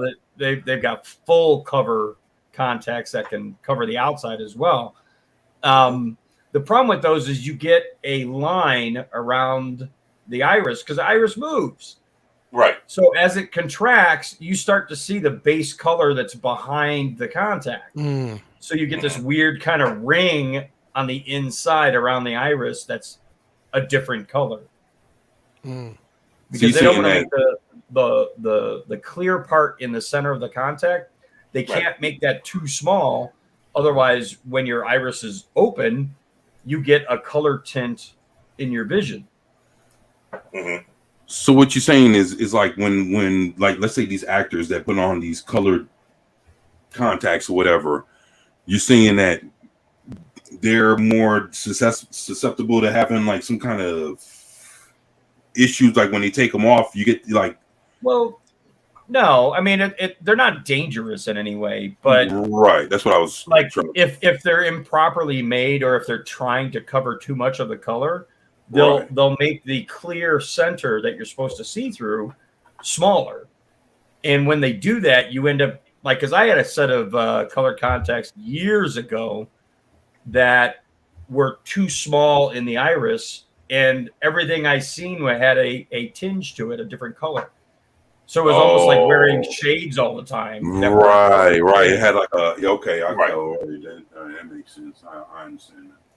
Right. Yeah. And that was purely just to avoid having too large a clear spot and having the base color show up when people looked at you. Mm-hmm. You know, because you see it a lot with people, especially with people who have dark colored eyes, like brown, especially that. Like hers are pretty pale, so she might be able to get away with it. Right. But like, especially some of the Hispanic women that they had in this list that had really dark colored eyes, you try to do that and you get this weird brown ring on the inside of a blue eye, and it looks so fucking weird. She kind of has like kind of a greenish in there. Yeah, they're hazel. They're very hazel. Yeah. Mm-hmm. Okay. It's 24's motor starting. That's what it is. I was just fucking around, man. Mm-hmm. Yo. Well, you know what? She's right now, currently, I think she's the best on the list. Myself. Yeah. I'd say her in number 6 or 7 or some shit might have had a. Oh yeah, the one that was the chick all the way back in the. I don't think Vidge even seen. No, we didn't show that to him in a little bit. Yeah, he came right at number 4. So. Mm-hmm. So I want to make sure nobody's drinking anything right now. I mean, because boy, you're gonna really love this next choice. Yeah, I can. Yeah, I just have to make a comment to Johnny Juice Cannon. He's like, I bet she has cookie nips and a flapjack ass. I'm sorry, there's nothing wrong with cookie nips. I like large areola. The more area that the areola has, right? Right. Platter sized. So, okay, everybody ready? I am about to do this. Get ready for a chuckle. No. Karen Gillan. No. Absolutely. No, actually, no. Actually, no. She could play a Terminus. Yeah. Okay. No, I mean, if you know what Terminus is, back in the 90s when Batman got his back broken, like within a year's time, all this happened, right? Superman died. Batman got his back broken. Aquaman got his hand ate off. Hal Jordan turned into a bad guy. Mm-hmm. So all this shit happened with. I don't know if you guys remember all this shit happening in the 90s, but all this shit happened within the year's time. And then Wonder Woman, she got stripped of being Wonder Woman. And another Amazon called Terminus, which she has like red hair. She pulls it up in a ponytail, but she's an archer. Mm. Yeah, and she beat Wonder Woman and became Wonder Woman. So for like a year or year and a half, she was Wonder Woman. And then Diana had to wear she wore this funky ass half jacket with a W t-shirt on and some and some biking shorts. Like and she had like these earrings that had like stars at the bottom. It was like she looked like she came off like Gem and the Holograms. It looked weird as fuck, man. But this was the outfit that she had for a year and a half, and then at the end, she had to fight the Terminus to see who was going to be Wonder Woman, and Diana beat her. But she was still like, a Terminus wasn't a bad guy, so she never got kicked off the island. She was still one of the Amazons, but she is. It's like she beat Wonder Woman in the trial of because from Themyscira, the Amazons can fight to see who would be the person that's deemed qualified to represent as Wonder Woman to be cast out there in man's world. Right. And Terminus beat her or whatever, and she lost she wasn't Wonder Woman anymore. She ran around being called Diana, and she was weird as fuck. But she had Terminus had red hair, and she had a bow and arrow and all that shit. And if you guys know Wonder Woman history, I got the comics next, And- next room. So yeah, my she looks like statement doesn't- she's beautiful. She'll make a hell of an Eternus. Right. I mean, she's not. This is not woman. She's not Wonder Woman quality. She's a good actress. Don't get me wrong. I like her. She's a very good really actress, do yeah. like her. But she is not. I mean, she's 35 years old, so she's like 2 years younger than Gal Gadot. Of course, we all know her from Doctor Who and Guardians of the Galaxy. She's 5'11". I didn't know she was that tall. Okay, well, that's Okay. Yeah, interesting she's to pretty know. tall. I didn't know that. And of course, we'll just go to this. There she is at some event with nice slinky black dress. Don't worry, I'll bring it. To me, that's actually not a good picture of her. Like her hair looks weird. Yeah, in the that. hair looks Nice. bad. Yeah, her Yeah. face, the makeup looks horrible. But at least it gives. I did this one more for the figure because she's Shoes really are skinny. horrible. Fuck out of here with those shoes. Yeah, I got you, man. You don't like those shoes, man? No, hell no. Oh, come on! I thought. Okay, well No. then, how about this one for you guys?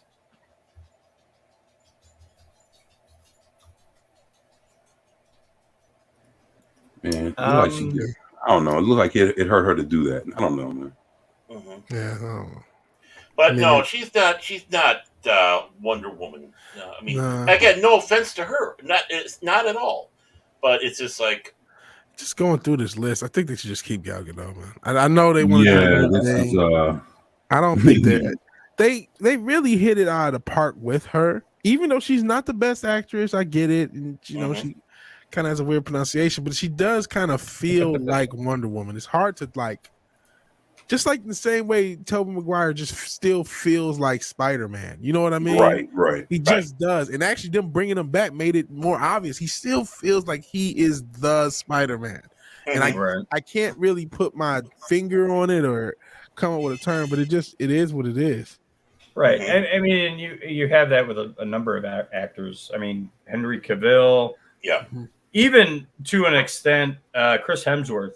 Like at this point, I couldn't see anybody else being Thor. Yeah, same. Mhm. Even though technically his best Thor performance is the first movie, because his like how they had him speak more almost old English like. Mhm. That was how Thor was in the comics. Like he talked odd because he was talking in old school like medieval English. Mm-hmm. Which is why that first film was so great, because they had Kenneth Branagh who would know that stuff to help get that, bring that all out there.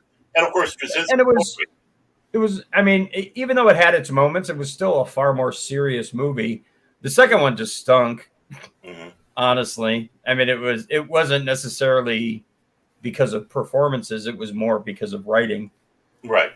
But then once you get into 3 and the more recent one, it completely loses all sense of traction. Mm-hmm. And now you're just making a joke out of him at that point. Right. The one thing I've noticed is many of these actresses are not that much younger than Gal Gadot, which means, there's no reason to replace her. Unless they have a feeling that she's not going to come back because all the other ones aren't coming back, which could be the case too. Well, and again, the whole idea of reboot is like if the way James Gunn is portraying it is very reset everything. So even if you have someone who's a good fit for a character, that doesn't fit in the concept of rebooting. You know what? I got a question about the whole James Gunn thing. What are they going to do with the Batman, the Robert Pattinson universe? It's an Elseworlds story. Oh, Jesus. How the fuck is anyone supposed to keep up with this shit? That's exactly what I was asking. I thought, you know what? If you're going to reboot everything, you already have the new Batman. You can kind of play it off like he's a part of the reboot universe. You know what I mean? Yeah. Because he hasn't established anything outside of his own universe in this first film. So you could just act like we were just getting a preview to the reboot. That's what I would do. Because you can't. Fuck, we already got like 1,000 Batman as is. You got to cut this shit down. They're going to end up. Now, and this is just my guess because of kind of the timelines that they're picking for the new Batman, which whoever it may be, is that it's going to be an older Batman. It's not going to be a younger Batman.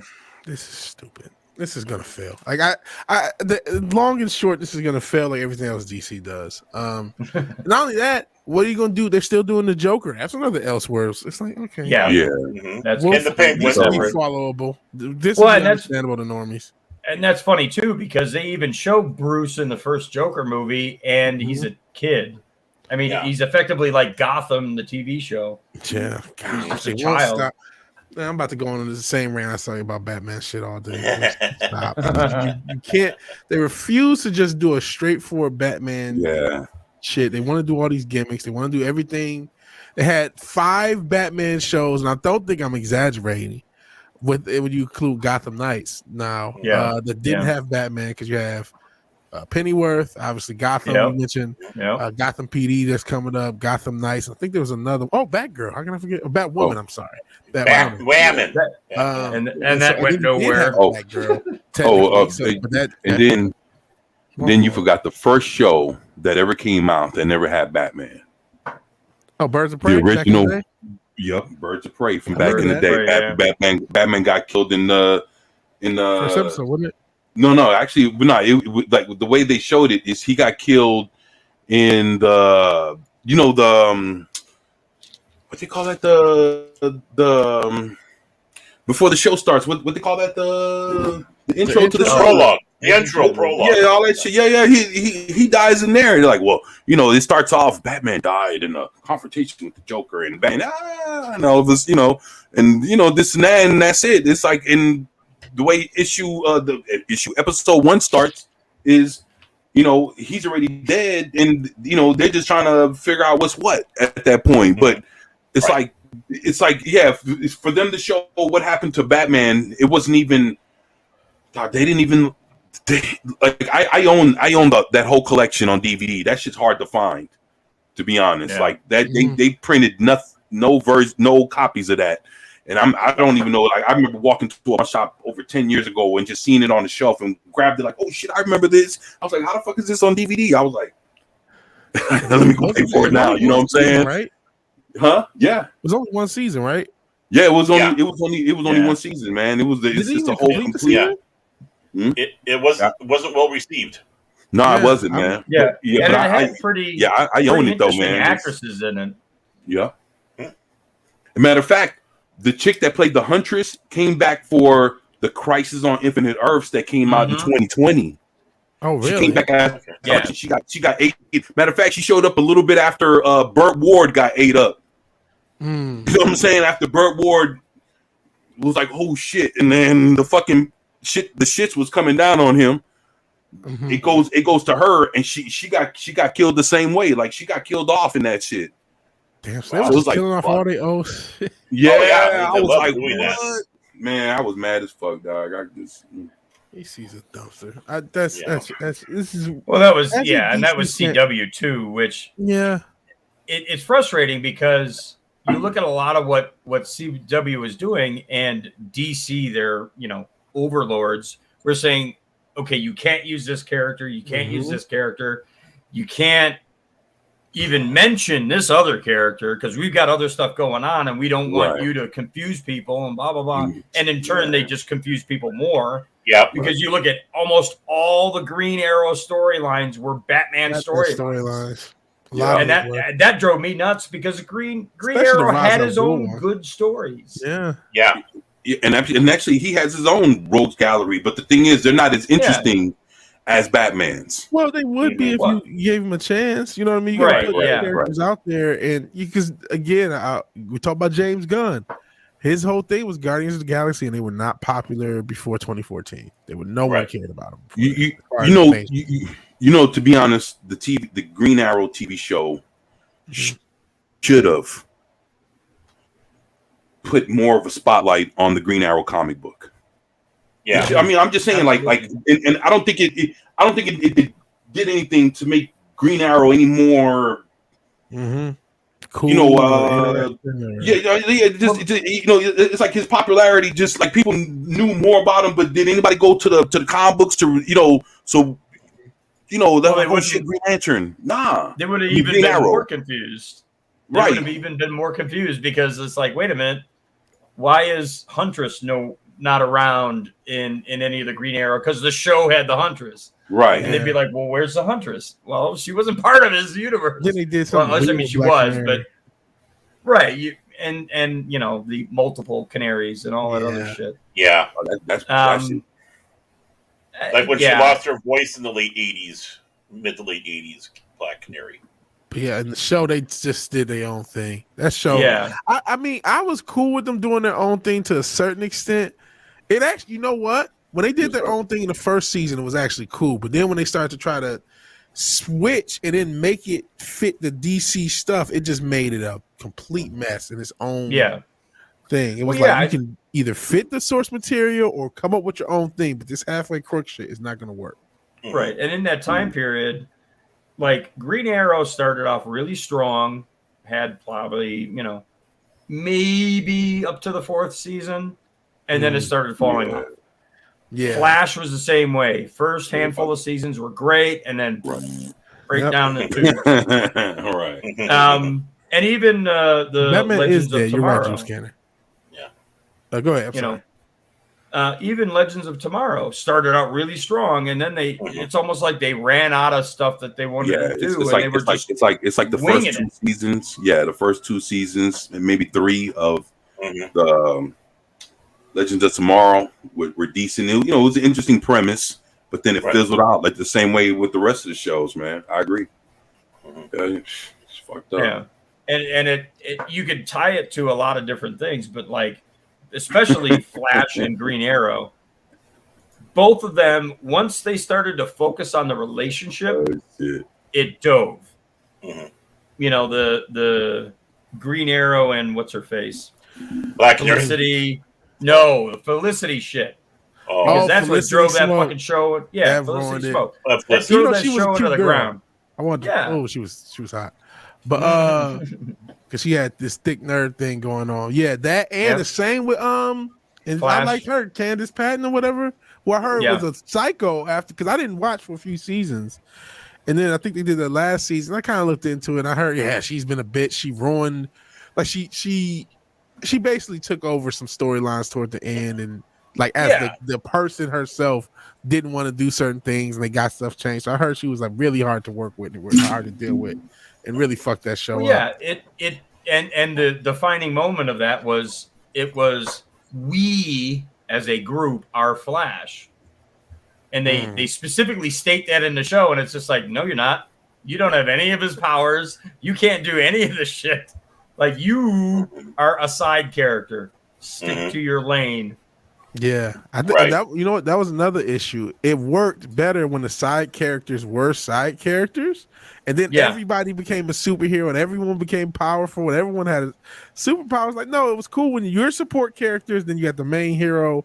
It was a cool little premise for a few seasons, but Right, as I right. said, I gotta get out of here. I couldn't really stay that long. Oh, Hey Kai, hey everybody else in the chat. I appreciate y'all watching. If y'all can, Shush should put the other channel in the chat because I am gonna do games tonight on Vigilante Wins and Vengeance, the newer channel, and I the can't get to newer, it. more powerful one. So I'll talk to you guys later. Yeah, you take care of it. Thank you, brother. Thank you. Good talking with you, brother. Hey, yeah, man. And then And I'll put the channel in the chat here. So, are you ready for the last one? Hold on. Sure, no problem. How are they going to top this one?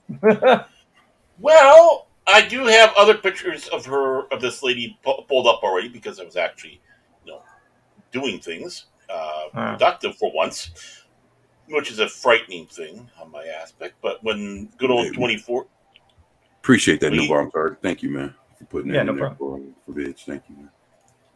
where would you be without him? That's all I got. And along with that, okay. So, you ready? Yep. Oh, I'm waiting for the big guy here.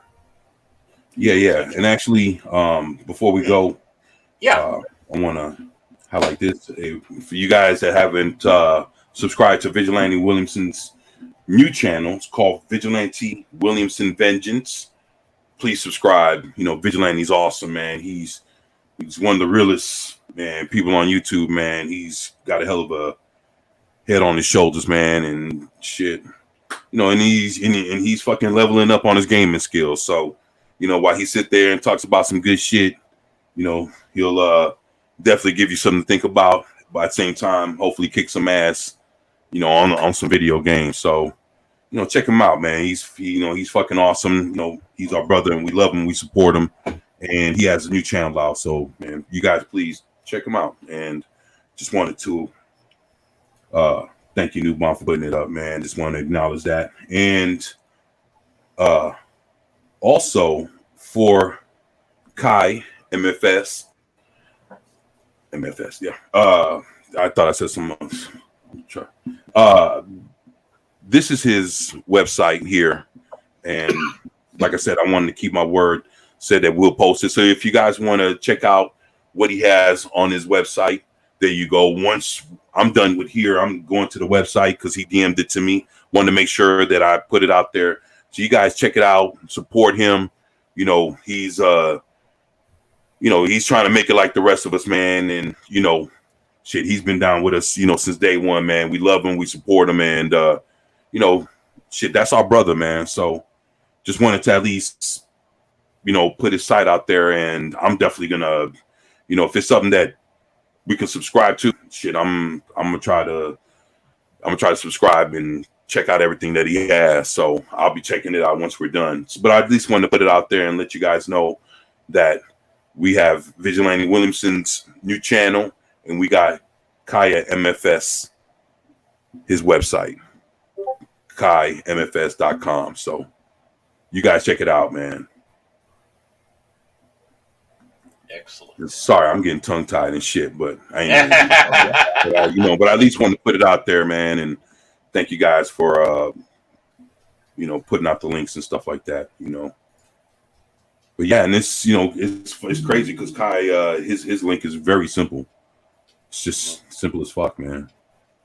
KaiMFS.com. Yeah, it's just it's simple as fuck, man. So, you know, I'm looking forward to checking it out, man. So thank you, Kai. Because I'm very simple, so I need all the help I can get. Yeah, no, that's awesome, man. Appreciate you, Kai, for giving up that information, man. And you know, I look forward to checking it out once I'm done, man. And he says, thanks, bro. Man, appreciate you, man. Thank you, man. You know, shit, man. Kai's always, you know, he's always been good to me since day one, man. So I appreciate him, man. And thank you, bro. Somebody wanted some screen time. Yeah, man. So with that, let's get to, so she's number 2, right? This is number 2, yes. Yeah, man. I mean, someone I think is really sweet, beautiful, and all that, but not Wonder Woman quality. So we will go back to. Yeah, she's 1994 Wonder Woman replacement of Terminus quality. So yeah, now we can get her out of here. Yeah.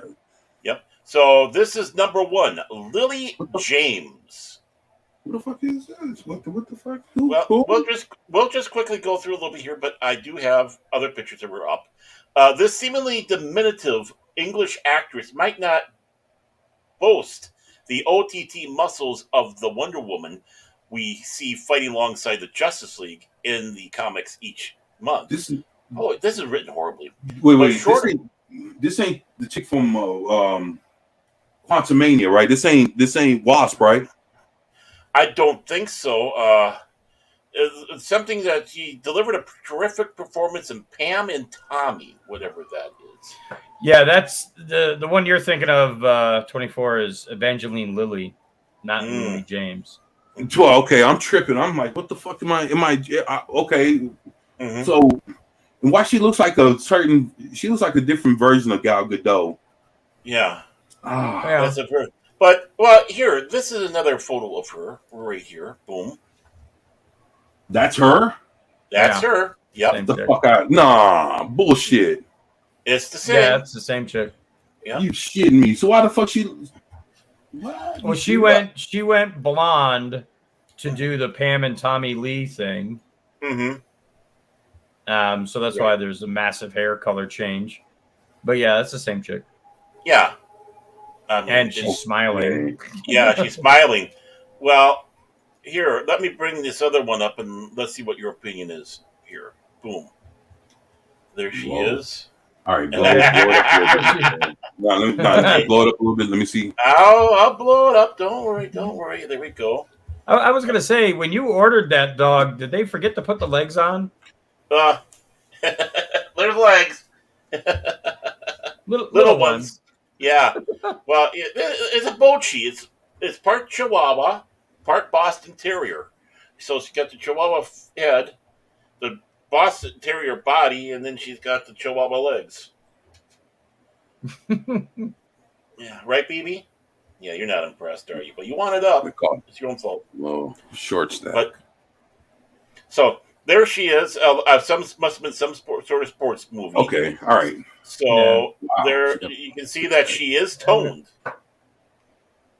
but you know she doesn't have skinny legs. But all right, keep going. Yeah, I mean if any of if this image is a decent representation, then okay. Mm-hmm. Like color the hair dark, obviously. Right. Right. Still, brown eyes. That's going to be a tough sell. Right. And but you know what? To be honest, you could tell her hair is already dark or black from the roots. Yeah. And I know she probably did it for whatever she's doing here. But to be honest, I could see her being Wonder Woman. Like, of course, you'd have to, like you said earlier, put the contacts in.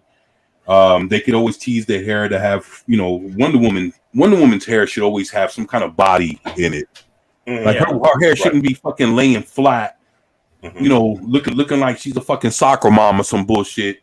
She should, have her shit teased and with some body, with some flair or whatever the fuck, man. And man, I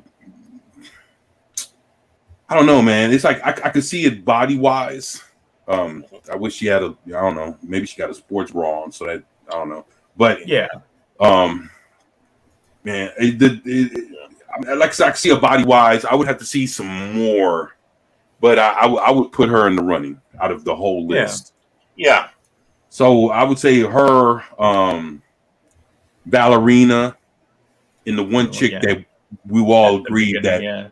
With the one picture that she looked older in that one picture than she did in the other two, that she looked young and funny looking or whatever that one had. So I mean, so and honestly, like, I mean, if they're really committed, any one of them can get to a body like this. Right. It's not that difficult because it's not over the top, cut. No. And she is 34.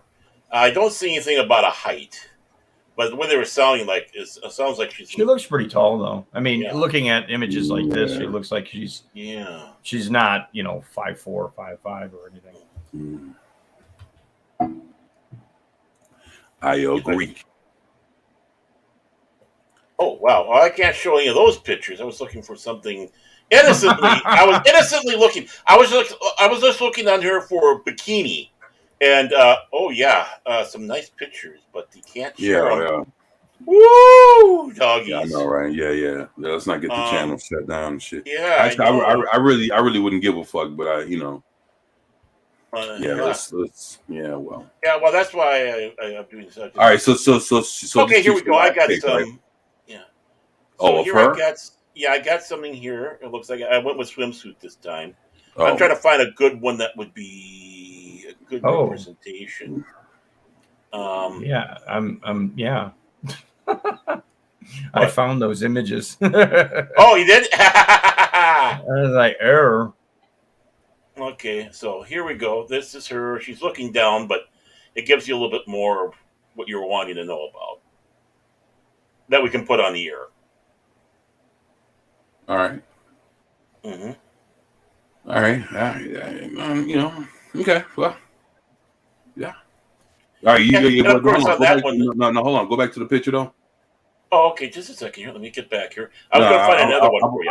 I was going to show something to New Bomb. Go back hey, say Nubam, you see like in the middle, the between the tits, the separation, like that's natural. Like you see like this, like that's that's how you get them all the time. Now, actually, there's some that are done that looks natural like this, and and I mean, you got some that look so good that it'll fucking fool somebody. But then the ones that it depends on how much of a change you're making. Right. Like if you're going from an A cup to a D cup, that it's going to look a little weird. Oh yeah. Because you're stretching the skin insanely tight at that point. Right. Well, like I say, there's but that's the difference. And sometimes when they're getting when a woman's getting the enhancements, and the enhancements might be the same size as hers that we're looking at right here in the picture. Right. But then what it is the way they're placed in there.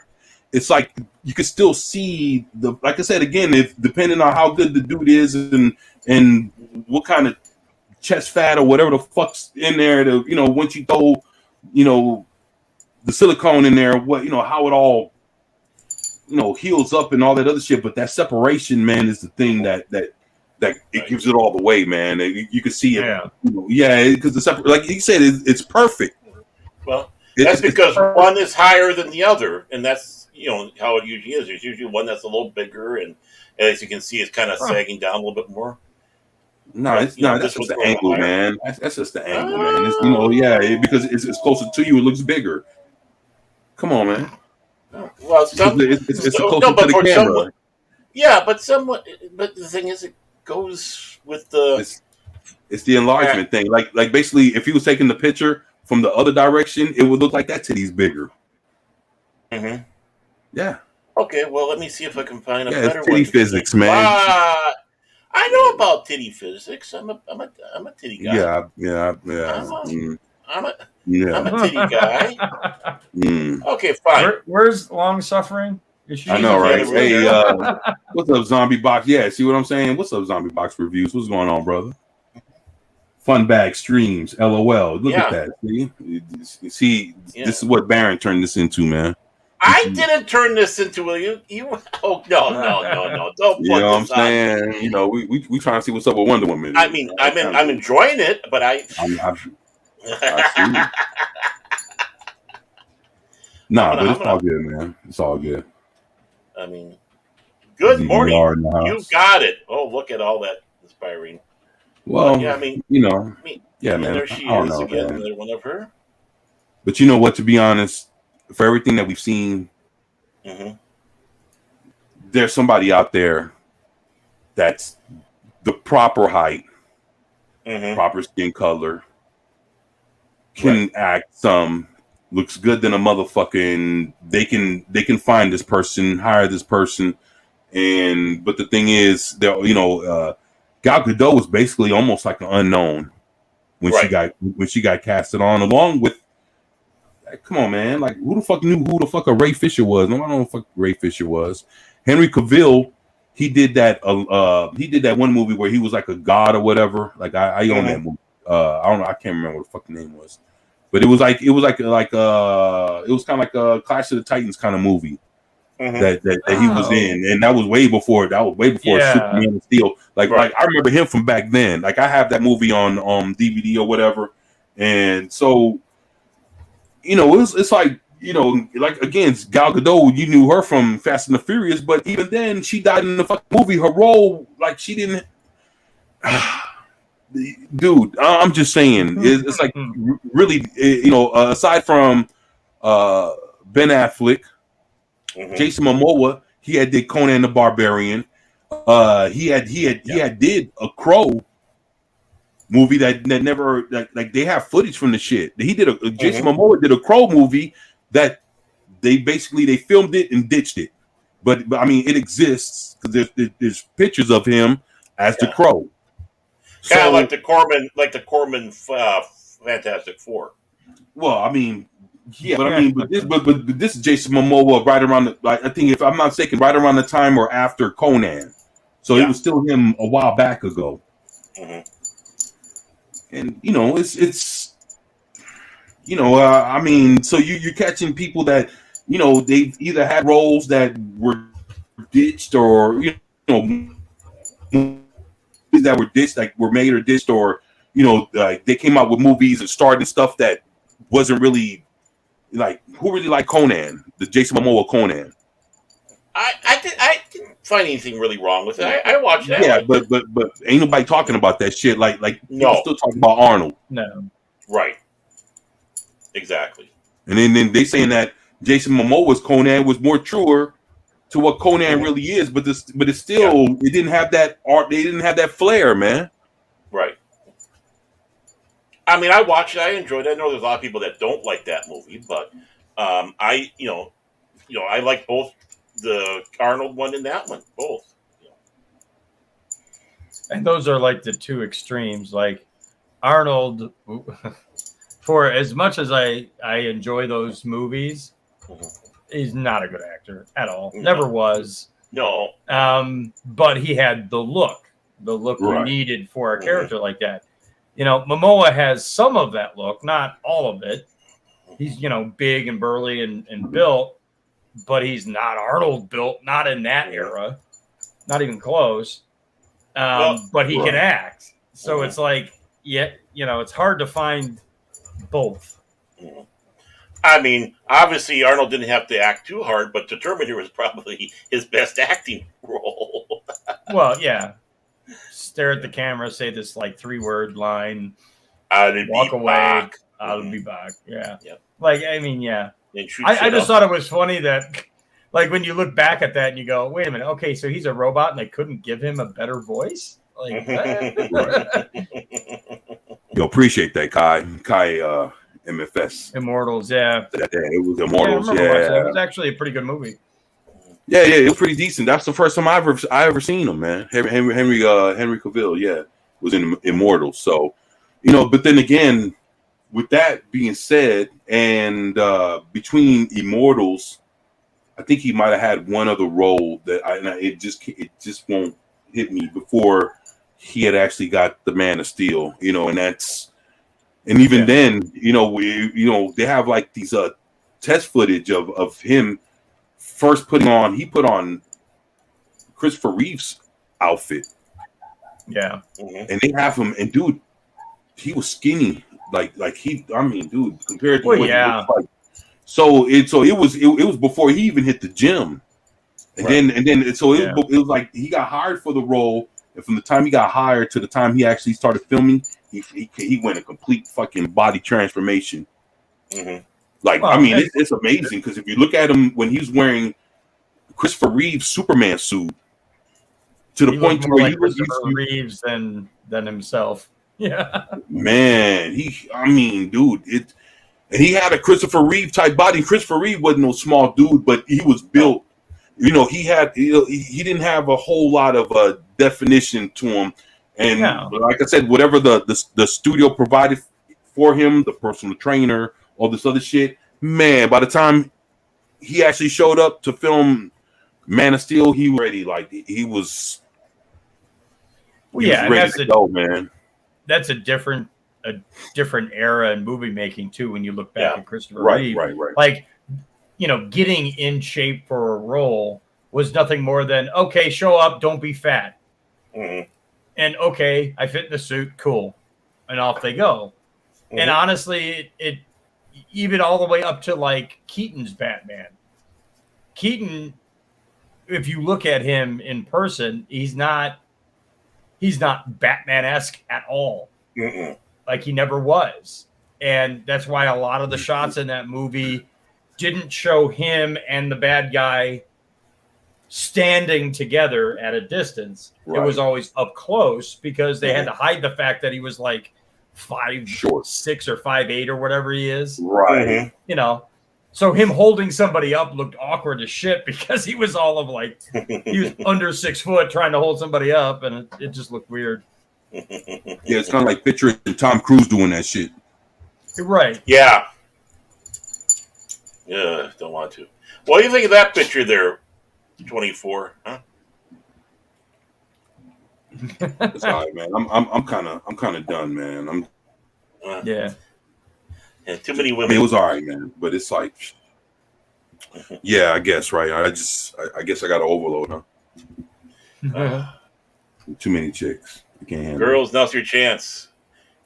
Converge on 24's house. Party time. Momoa was in Stargate Atlantis too. You know what? I Yeah. have that.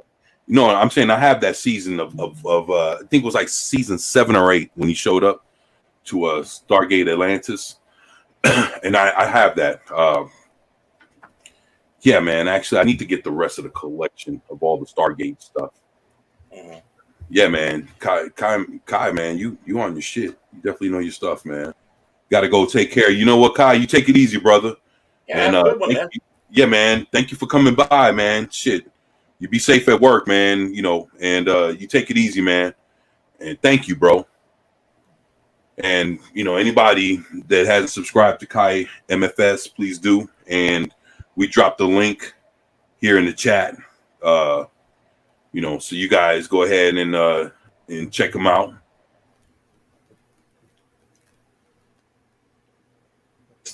.com.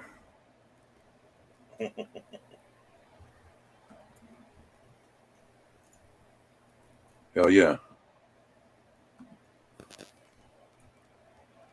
There we go. Yeah. It's so easy. IMFS.com for all your content, for all content and updates. To check them out. Needle King. Man. You know what, guys? To be honest, man, I had a great time, man. Already. You know, if you guys don't mind, probably go for about another 15, 20 minutes. You know, if you guys have it in you. If not, then I understand. You know, at least you know, I'm feeling good, you know, and having a great time. Just want to kind of ride it out, you know, at least for a few more minutes, man. And sure. You know, just enjoy the moment, man. And you know, kick it with, you know, I just want to kick it with y'all, you know, kick it with chat. And I'm trapped here by my dog, so he caught me. Oh, that's what's up, man. That's cool, man. She's a Kai, my man. Take it easy, brother. Oh.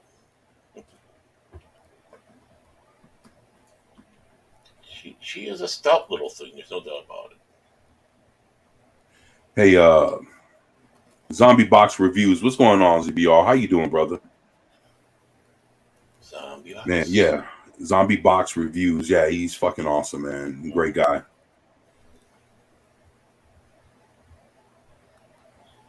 He says, I have Farscape on DVD. You know what, ZBR? Yeah. Damn. You know, I'll tell you this. I have Farscape season 1. I think I have the anniversary, like the remastered anniversary season 1. Because I know because with Farscape, they came out with, when Farscape came out, they had, you know, just the regular seasons. And then what happened was, I think they had like a 10 or 20 year anniversary deal to where they re-released everything with like more of a remastered kind of deal. Mm-hmm. And I have season 1 of that. And, you know, I never did get the rest of them, you know, but I always wanted all of them. And he's like, yo, probably has the whole collection too, man, knowing ZBR, man. So, shit.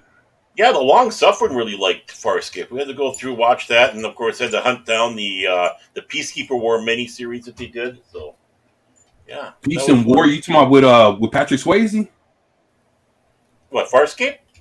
No, I thought you said Peace and War. What'd you say after Peacekeeper War? Farscape, the Peacekeeper War. Oh, my bad. I thought you said, man, my bad. I heard something completely. You might have. I don't know. Maybe. Yeah, it sounded like something I heard. I was like, wait a minute. Well, I'm talking about, yeah. Never mind. But yeah, man. Everest Productions. What's going on? Hey, Lord Crit. Yeah, that's what's up, man. And actually, Johnny, my boy Juice, yeah, man, I love. You see, the thing is, like with Farscape, I had watched that first season, that I think, like I said, 20th anniversary. I watched that, but then I never for some reason I never went to look or to buy like all the other seasons. And if I'm not mistaken, Farscape went to what, 4 or 5 seasons? Farscape did, I think, 4. Yeah, I knew something. Yeah. I knew they did more than 3, and I'm thinking maybe They- 5 might have been above it, so it's 4. Yeah, I It knew was they 4 because it got canceled by the Sci-Fi Channel. Yeah, the Sci-Fi Channel. Because even though it was still doing good, their excuse was, well, it'll eventually not be popular anymore. So they canceled it in the middle of a storyline while it was still getting great ratings, and that was the excuse they had because they're I mean, idiots. to be honest, when has Sci-Fi ever treated a show that was one of its mainstays well? Yeah. Like they have a history of completely screwing over shows. Mm-hmm. Right. Wow. I mean, Well- Warehouse 13, or what was the other sci-fi one? Hey, let me ask you something. 'Cause Eureka. Eureka. Yeah. Because you just hit something that I have to ask now that you said that name.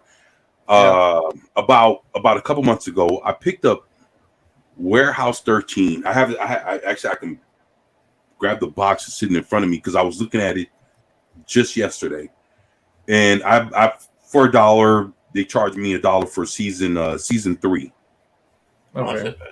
And and the thing is, my whole thing is, I've heard about it, never really heard anything bad, but never really heard anything.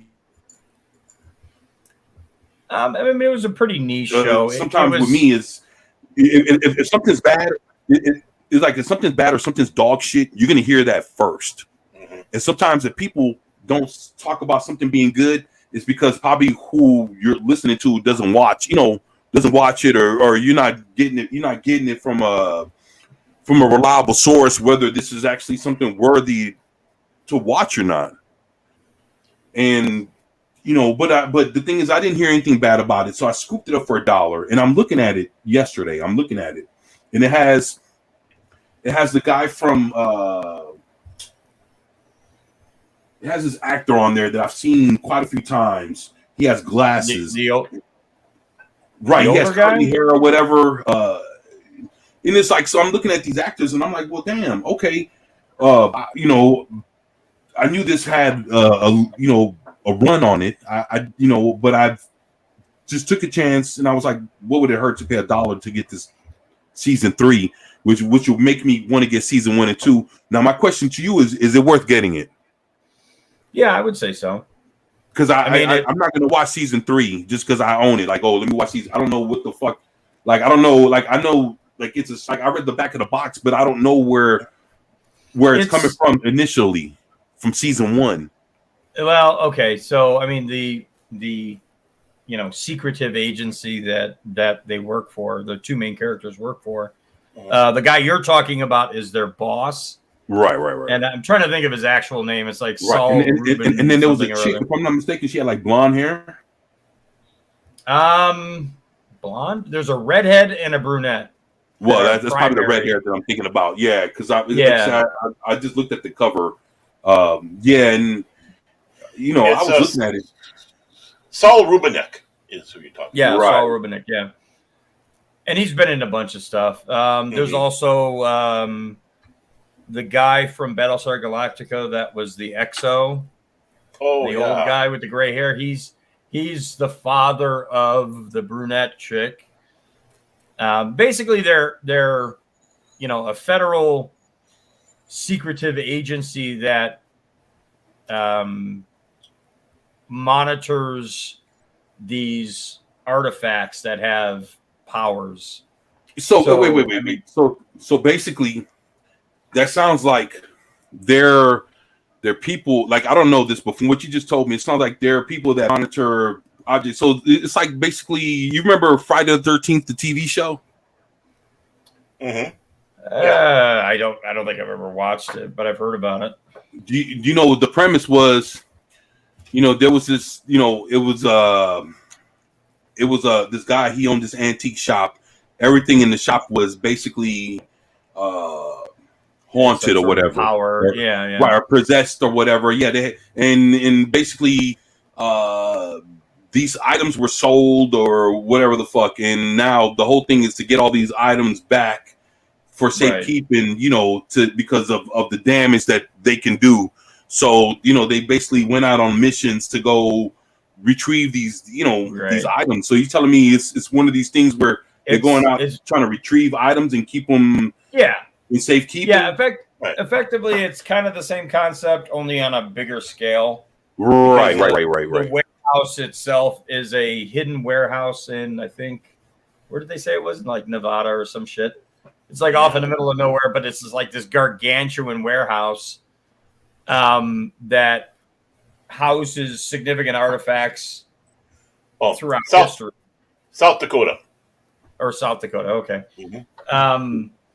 Yeah, so I mean, they have like they'll cheekily drop hints at some of the things that are in the warehouse that are of bigger or grander scale, but they don't really have episodes on those specific artifacts because they're just not going anywhere. Like, there's a full size ship in the warehouse that's supposed to be a hint to like the Titanic and its sister ship and all this other shit. Yeah, a lot of the artifacts are smaller in nature, just because it's setting and being able to work within their budget. So like, there's trying to think of like some of the things like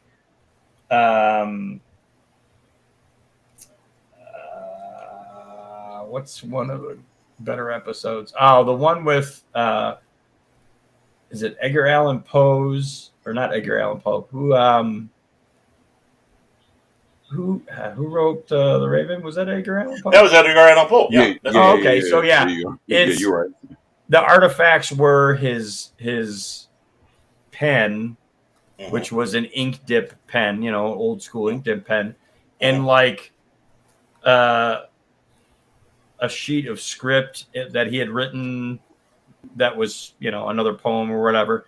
And there's like this whole story where basically her father ends up with one of the items and ends up getting affected by it and is dying. And it's really trippy. And what they have to do is basically fetch the item and dip it in this like purple goo that's supposed to like negate any of its powers. Right. But it's a good show. It really doesn't, like with some of the shows that they had, like Eureka, where you start to get towards the end and it starts to go off the rails a little bit. Mm-hmm. That one didn't really do that until they announced they were canceling the show and everybody got pissed. Mm-hmm. And the final season is only 6 episodes. And the production value went down, huh? Well, it's not even. It's not that the production value went down. It's just that no. What I'm saying, for those last 6 episodes. No, it didn't. It actually stayed high. It was just the writing was very truncated because they had planned another full season. Oh, and they got slammed into 6 episodes and had to like explain and tie off all these loose ends to get it done by the 6th episode. So it like the last season really kind of goes at like warp speed, and you're given like vague ideas of what they had to do to close off or tie up ends. It's the only upsetting thing is that they didn't give him a full season to close it out. Swamp Thing, if you remember, like about 3 years ago, they had like the Swamp Thing. Yeah, series. Got like and it only had 1 season. Thing is, if I'm not mistaken, about halfway or about maybe an episode or 2 past the halfway mark of the season, they got the bad news. Yeah, they got the bad news, and what happened was you were able to see the decline of the shit from that point all the way to the end. It's like, like people stopped giving a fuck. Well, they were losing. It's over job, with, and I guess maybe the studio fucked up and letting them know prematurely. Mm-hmm. You know, I don't know if they were supposed to or it wasn't. You know, I don't know. But the thing is, when they let them know halfway through the season that they're not coming back to work, then you could see in the quality of the shit that they stopped giving a fuck, man, and everything just went down. And it's like, you know, and that's what I was asking. Like in that 6-episode arc, did it go through the same thing? But you said they no, they definitely put their all into the final 6 right episodes. because and I could imagine why, man, because it was like, yo, we worked hard all this time to fucking build this up. Now we have 6 episodes to fucking wrap it up. Let's do our best and fucking go out in style. Swamp Thing. They're like, yo, they're about to shut us down. You know, we're in the middle of the first season. Like, fuck it, man. This, you know, let's just finish it. At that point, it just became about getting it done and just collecting the paycheck and getting the fuck out of there at that point, man. Yeah. Yeah, and they had 4 seasons up till that point. So they had a pretty fair run before they pulled the plug on it. So and all the actors enjoyed doing the show. Like they did interviews after the 4th season, after it was announced that they were going to clip the 5th season short, and all the actors came out. They did this one big panel interview and were like, you know, we're upset that, you know, we're losing our job, but also that we're invested in the stories that were being told. And you know, I can remember that Saul Rubinek, he actually said, you know, like, we're gonna give you as much as we can for these last 6 episodes, you know, as far as quality is concerned. Right. It just suffered from being a short season. Yeah. Way to go, network. Well, yeah, and like I said, Sci-Fi is known for pulling the plug early on a lot of really good shows. Oh, yeah. There was that one time travel one with the female lead. What the hell was the name of that? Oh. I'll have to look it up. Hold on. Yeah. You know, it's funny because I picked up a few things from Sci-Fi, but Sci-Fi, man, dude, the thing is, Sci-Fi was good. Look, from what I noticed about the Sci-Fi Channel was when they changed Continuum. That's what it was. Oh, Continuum, yeah. When the Sci-Fi Channel changed the way they spelled their name. Oh yeah, yeah. From Sci-Fi to Sci-Fi. At that point, it seemed like everything went to shit. Yeah. Yeah. Because they didn't want to be identified with science fiction. Yeah, but when it was Sci-Fi, the way we knew the Sci-Fi Channel with the, you know, SCI Fi, FI, yeah, the way that shit, yeah, that's the when they put out content under that banner, shit was good. But when they switched over and they put the FI, oh, they FY, yeah, or what? Oh, that's even worse. Yeah, the FY, Sci-Fi. It went to shit. Yeah, but I mean, whoever was running the whole channel, just they'd always knee-jerk reaction to stuff, and a lot of those shows got cut off in the process. You know, like I was saying with Continuum, they left it on a cliffhanger and said we're not coming back for the next season, and everybody was like, "Okay, so what happened?" Right, and they didn't even get the chance to come back. The same with Alien Nation, but they didn't get a chance to have a movie, you know, series after that on Fox. We had the same thing with. I mean, there's a lot of shows that Firefly. Well, you know, the only thing I could think of with Alien Nation, I'm not sure if this happened during or after the show, but I know they had a series, and actually, I have their first comic book in mint condition, like their Alienation, just period, Alienation issue #1. And from there, they had a few miniseries. They had an ongoing series. So the whole thing with Alienation, probably what you wish they would have had more of in actual TV, you know, in seasons. What a lot of shows did was, you'd be surprised, a lot of comic book companies ended up getting the rights to put out, you know, the show, even after the show got canceled, put out, like even with Buffy, put out the further stories of Buffy the Vampire Slayer in comic book.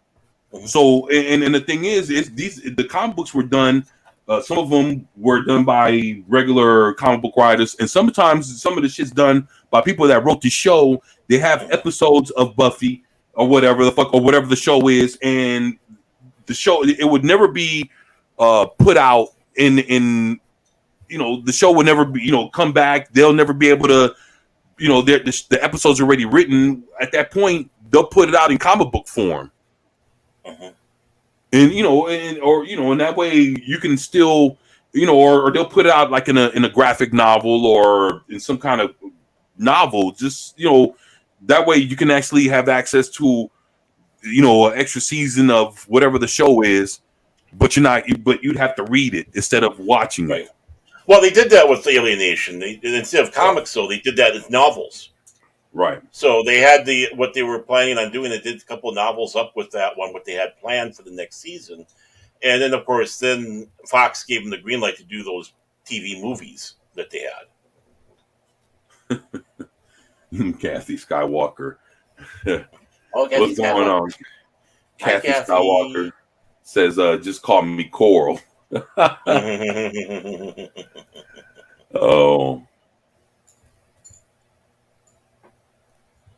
Oh shit. That's what's up, man. And I see good old McCracken trying to get me in trouble. Yeah, what's up, Coral? I'm not showing partly nude pictures of Brie Larson. Yeah, so yeah, man. I mean, it's crazy because even with again, a lot of series, like you wouldn't even believe, like let's say like School Series V or Battlestar, old school Battlestar Galactica, A-Team, a lot of different shows. Believe it or not, there's extra stories of that goes beyond what you see in TV shows. Sure, go ahead, bro. I was gonna say like the first iteration of Battlestar, not the 1980. Because I mean, half of the actors weren't even there, and I remember I remember the Battlestar Galactica 1980. I own that, sitting right in front of me. Actually, the whole Battlestar Galactica collection. I can actually grab it right now, and you'd be like, "Oh shit!" And I have. To me, the 80 iteration of that, they wanted to find a way to make it cheaper to make. So the whole premise of, we've gotten to Earth, but it's in a different time frame or whatever, and they're mostly filming in LA. It was a cash grab more than anything else. It was trying to put as little into it to get as much out of it. So it didn't fit with the original at all. No, and also. They also did the same thing like Alienation did. They took stories they had planned for that next season and turned those into novels as well, a few novels. So if you wanted to see some of the episodes they were thinking of doing, that's where they went. If you can find them for a good price, that is. Right. Yeah, like shit. Like I got like. No, nice. Here. Oh yeah, that was that really nice case that they came out with. Yeah, this here, this is the actual Battlestar Galactica, the actual whole complete season with the original movie. Now, even before that, this is the actual. So this is included in here, but they sold it separately at first, and then included it in the whole complete box set.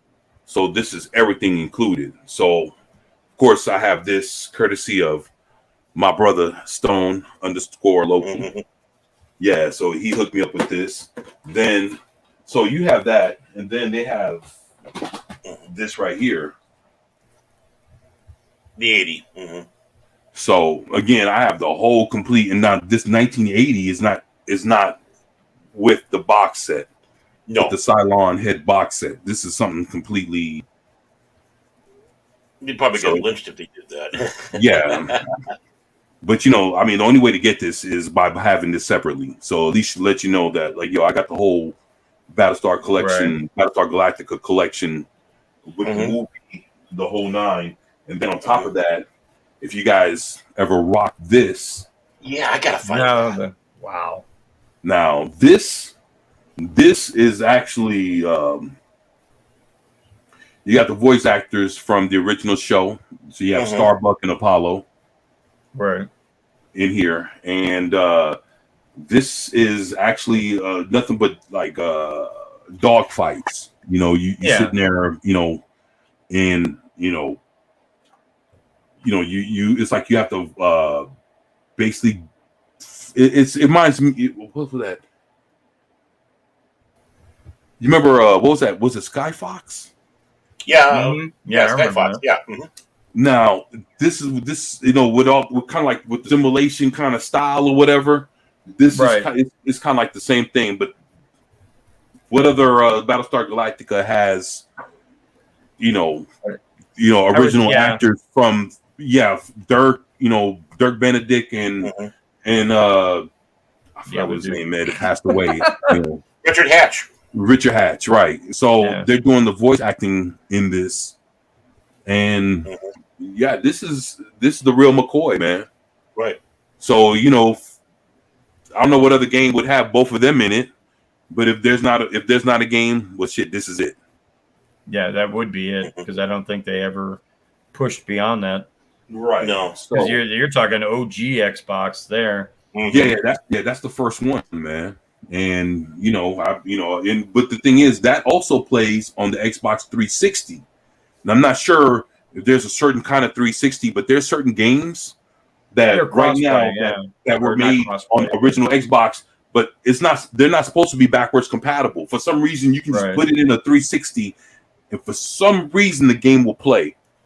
Cool. One of them is Scarface. So if anybody has the Scarface Xbox game, you could take that game, put it on a 360, because I already have a file made for it and the whole shit. I know, because I could still play it on my Xbox 360. So again, the Scarface game that came out for the Xbox, you could play it on the 360. This Battlestar Galactica game, you could play it on the Xbox 360, but they're not qualified to be backwards compatible. Another one, I think, is it had to do with. Oh, sorry. I think it had to do with when the games came out. Like a lot of the later OG Xbox games work on the 360, even though, like you said, they're not listed as backwards compatible. Because how they were coding those games, you got to a point where between the end of Xbox and the beginning of Xbox 360, there wasn't a whole lot of difference in how they were coding the games. So the 360 will pick up on it and just be like, okay, well, this is the game, and that's it. Right. So I guess what you're telling me early OG stuff you can't play. Right. So I guess what you're telling me is some things were able to slip through the cracks. Yeah. And they weren't so concerned about that back then. Like now, you get a handful of titles that will, that work on, say, a 1S or a 1X. Right. That don't work on a Series S or Series X. Mm-hmm. And that's on purpose. They do that distinctly so that you, like, when you get the new platform, you have to get the new versions of those games. Huh. Again, another game that also plays on the 360. There's a Tetris / Star Wars Clone Wars game. I think I remember that. Yeah. Yeah, it's 2 games in one. You could take that shit, put it in a 360, and it'll play. I own it. Huh. So again, there's another game. I forgot the name of it. It's fucking sitting in the next room, man. It's a Western horror game that it's a vampire that is trying to find out who turned him into a vampire. It's a shoot 'em game. It's like a first person shooter, and it's made for the regular Xbox. The quality is better than quite a few Xbox 360 games. But the thing is, you're still able to play that game on the 360 when it was made for just regular Xbox. Again, there's a few that kind of now it makes sense. Yeah. Now that you're telling me that there's some that kind of slip between the cracks and you can play them, and I'm like, well, fuck. I thought I was fucking getting lucky on some shit. Like I didn't know what the reason was, but I knew that some games worked on the 360 that they never put as backwards compatible. Yeah.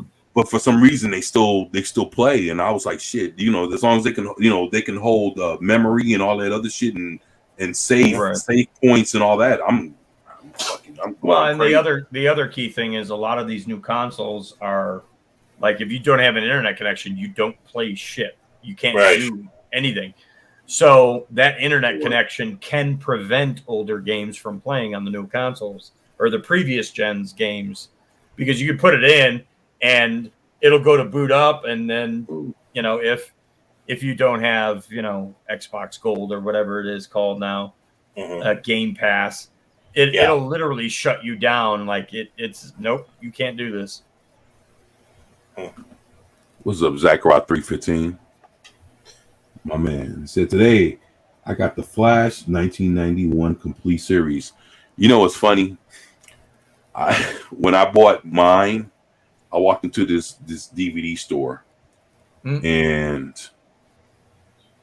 they were selling it for, I think it was like 17 or 18 bucks, and with tax it became like 19 something. When I gave the guy 20, he made change. He gave me the series, but gave me back $19. Each change. So I grabbed the fucking set, I grabbed the money, and walked right out the fucking door. Just being honest. And I got it sitting right here in the box right in front of me. So yeah, man, I love that fucking series, man. One of the most expensively made TV shows at that time in TV history. So actually, it was in 1991, the most expensive TV show made at that time. Yeah. That was it. So yeah, man, it was history, even though it only lasted a season or whatever. But I was gonna say, what channel did that air on? Was that a Fox property? Which one? Fuck. The original 1990s Flash. Yeah, that was CBS. That was CBS. Yeah, really? Right. So you're gonna kind of understand, why the budget was higher than say like a Fox channel, because back in the 90s, Fox didn't have a ton of money to throw around. No, in fact, them doing the Doctor Who movie back in the 90s, that was kind of a shocker, because they for such a small network to spend so much money. Yeah. But yeah, CBS did it. Then they canceled because, of course, the special effects for the show and all that. Oh yeah, man. Even though Flash was, I believe, doing good. I mean, he's John Wesley shit, man. Yeah. Damn, that dude, man. He was charismatic, man. And it's like for the role and what it was, he did his part, man, and you could tell he tried. Yeah, and that's I was happy that they brought him in. Yeah, to the modern Flash. I thought that was that was a cool nod to the original show. Dude, man, when I saw that, that actually really made me respect the Flash series. Like they bought it, but they killed him off in Crisis, man. Yeah. And that really pissed me off. But then you see him come back as like Jay Garrick. Yeah. And I love Jay Garrick too, man. Like he's him and Barry like they're my Flash. I love the JSA. Like Justice League is the shit, but the Just Society of America, man, something about that team makes them extra special, more special than the Justice League, man. You know, I mean, I don't know if you guys ever really checked out a Justice Society of America comic book, but in comic book history, they're the first superhero team ever assembled in comic book history. So before Justice League, Avengers, Fantastic Four, X-Men, superheroes, man, any team you could think of, Just Society of America was the first team in comic books created. Right. And the thing is, they're basically a whole. You're looking at a whole group of people that have the morality of Captain America. Right. But you know, they all have different power sets. But the fact that they're willing to sacrifice themselves in that way is different than the Justice League, man. Yeah. And the power sets complemented each other. You didn't have any common powers between two characters. Like, they were very different, but they all worked together well. Right. Whereas I think you look at like Justice League, and it's like, okay, well, we got a speedster in the Justice League. I don't know, Superman can go that fast too. Right. We've got Batman who's into tech and all this other shit. He has no powers though. He's just Batman, and you know, like there's an aspect of Justice League that misses the mark, so to speak. You know, you look at Superman, who's effectively like, and we bring this up all the time, a god. Right. Other than the fact that he can't handle some random green rock from his home planet. Right. You know, that's the only way to weaken him to the point where others have to get involved. Because if that didn't exist, it wouldn't be the Justice League. It would be Superman and Friends, like the animated show. And it would just be Superman does everything and everybody else kind of stands around and watches him. Well, you know, I know the one thing I've seen now, me personally, I have Justice League comic books consistently from when they resurrected, because they were gone in comic books for about a good maybe 15, 20 years. Right. What happened was back, you know, like in the 50s, they kind of went away, and they came back in like the 60s, and it was kind of weird how that happened. But the thing is that when they kind of when they came into the 60s and the 70s and the 80s, and basically into modern day comics, the Justice Society of America, you like during like the Crisis on Infinite Earths and all the other big time crossovers, when they were involved, they were always written to where they would be more than happy to sacrifice themselves to go first in the battle before even the Justice League. And the reason why is because they always thought like, yo, we fought Hitler, we went through all this shit during World War II, we survived all this stuff, we even went. They fought, they fought DC's version of Ragnarok. Yeah. So, like, basically, what Ragnarok was with Thor in the comic books, like the movie ain't dog shit. When you see what really happened with Thor in dealing with that shit, boy, like the destruction was like, it's fucking unbelievable, man. And basically, Justice Society dealt with the same equivalent of Ragnarok, and they went in and they disappeared in comics for over a decade. And what they did was they fought Ragnarok every day, over and over. It was like a recurring cycle that they were caught up into, and they gladly sacrificed themselves to do it in order for the world to keep on living, so the world wouldn't have to deal with that shit. And during a major crossover, some heroes went through Ragnarok and saw the Justice Society of America and were like, holy shit, this is where these guys have been all this time fucking fighting this battle? of like Norse gods and shit like that, and they went in and they saved. They pulled the just side of America out of that fight,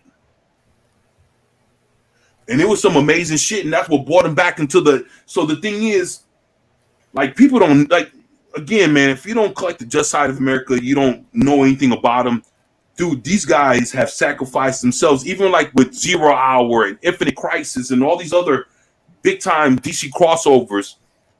If the just side of America was around, they jumped into the battle before Superman, before Batman, before anybody, because they were like, yo, we lived our lives. And they were like, how the fuck would we feel if we would let all the young heroes fucking go and, you know, jump into battle and something was to happen to them? You know, like, how would it reflect on us? And they're supposed to be our future. Right. So they would jump in battle first. Dude, there's no team like them. And the thing is, the world knows nothing about them until Black Adam. And it's like, dude, they're where it all started. Yep. Hi. Again, man, I'm a huge fan, bro, and I love them, man. They're honorable, more courageous, willing to give their lives more than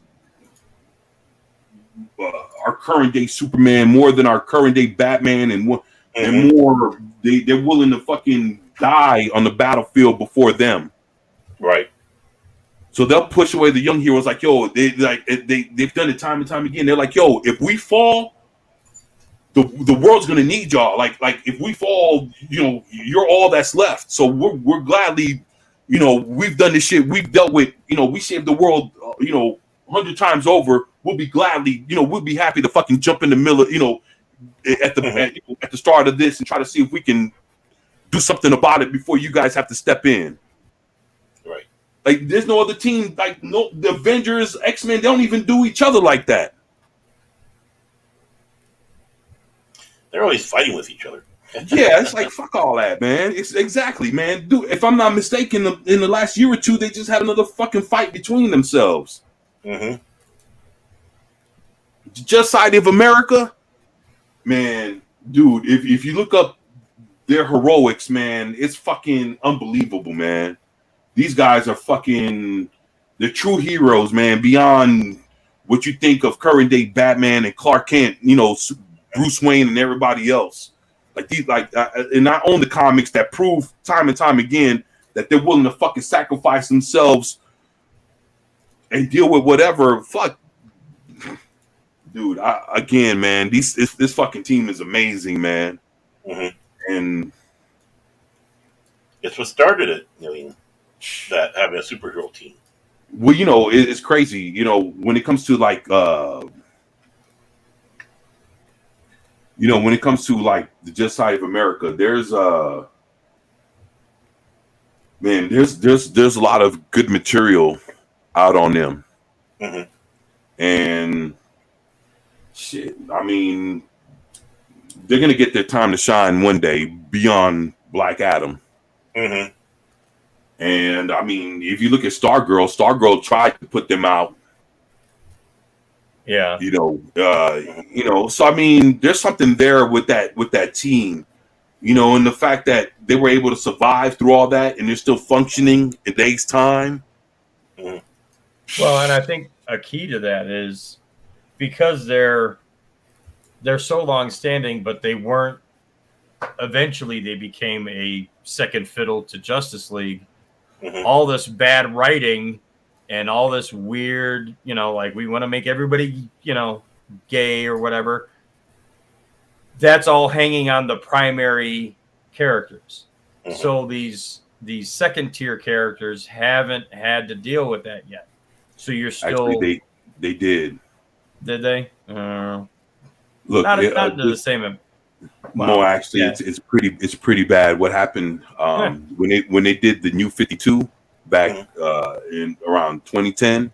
Oh God! They decided to, they came out with a different iteration of Earth 2.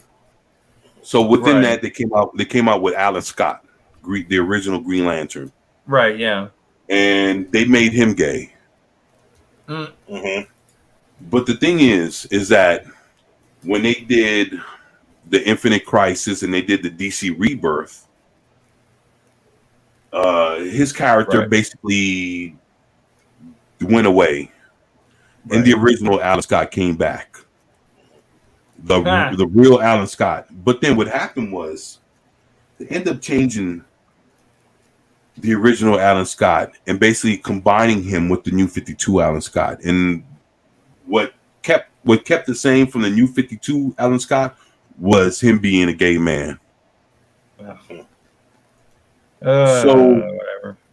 Mm-hmm. So basically, the whole trope with that is saying, hey, even since World War II and all the times that you've read Alan Scott, you know, he was we watched him. He married the Earth 2 version of Harley Quinn. They ended up having kids, Jade and Obsidian, and and this and that. And I've seen Alan Scott since I was a kid, to where when he got married and he ended up having kids. I read all those books, but what happened was the way they're telling his story now in 2023 is that Alan Scott was always gay, even through World War II. And what happened was that since we didn't know, as the reader, we're so stupid that through his thought bubbles, that as the reader, we can know exactly what the character is thinking and feeling and all this other shit. That what was kept from us was that he was gay the whole time. And that we just found out about a year or two ago. He came out of the closet, so to speak. Well, the thing was he was always gay. The JSA kept it as a secret, and as the reader, we didn't know what the fuck was what until just now. Yeah, I mean, it's been around since the 1930s, 40s. So basically, for about 80 years, this guy's been this way, and we had no fucking idea. Right. And the Earth 2 Harley was just a beard. Man, dude, if this but again, it comes down to who's writing the books. Like, just because some fucking whack job is doing it now, well, like they find another way to vilify generations of the past. It's one of their favorite things to do. Is they look at the 40s, the 50s, the 60s as these people were all fucked up and they were bigots and racists and all this other shit. And at the end of the day, that's okay. So that's your perspective. You can get another writer in and be like, nah, bro, that ain't it, and completely reset everything again. It's all because of who's behind writing the book, not necessarily, They're all they're doing is just fucking these characters up. Yeah. Well, and they have no creative talent. Right. Well, the thing is, the creator of the original Green Lantern, of Green Lantern period, is a dude called Martin Nordell. Yeah. Him and Bill Finger, the guy that helped Bob Kane create Batman. Yeah. He's the guy that helped create Green Lantern with Martin Nordell. Now, I have Martin Nordell autographed Green Lantern comic books. So this is the guy that he created Green Lantern back in the late 30s. Mm-hmm. So the thing is, even with with that being said, he's the guy that created it, and no way in hell was when he created Green Lantern was the intention was to ever make him that way. So basically, he'd be rolling in his grave right now if he knew what the fuck they did to Alan Scott. About between a decade, because he died around 1998, 1999. So basically, right around 2010, 11, 12, or whatever. That's when they came out with Alan Scott Green Lantern being gay. So it took about 10 or 15 years after he passed away in order to come up with this story and making a Golden Age character. Mm-hmm. Right. So Go ahead. I was going to say prior to that, they kind of kept to the more modern characters when they were doing things like that. Right, man. And just to take a Golden Age character, turn him that way, and say, you know what, he's always been that way. So what? The joke's on us. We said that we've been collecting the characters before you decided to make the change. Then you're gonna say, well, you know what? His team they knew the whole time, but they just kept it from you guys. So what the fuck are you telling me? That's not how comic books work. No, but I mean, but characters in the book are keeping things from the man, dude. That's how they gave it to us. Like, yo, he's been like that the whole time. So it's like, well, damn, if that's the case, then the joke's been on us because we've been collecting this guy, buying his comic books. He got married, he had kids, right? But he was gay the whole time behind everybody's back, and now the joke's on us, right? Well, that's how they justify those changes.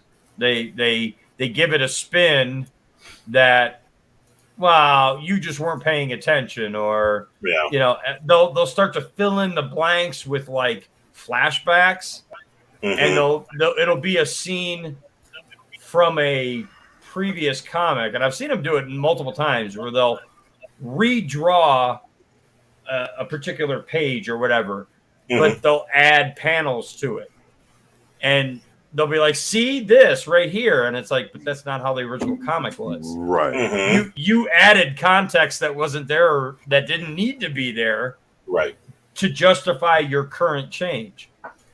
Yeah, it's revisionist. Yeah. It's a revisionist telling of a story. It's I believe this, therefore I have to go back and explain it in a way that's going to justify my change. Right. Because they did the same thing. They did the same thing with Marvel did with Iceman. And it's boy. That's not ever how that character acted. Oh like, my God. No. Yeah. Oh, they fucked Iceman over so bad. Holy shit. Was he the character that they had Jean Grey basically tell him? Oh, like, yeah. No, you're gay. What? Oh yeah. No, you're gay. You're so gay.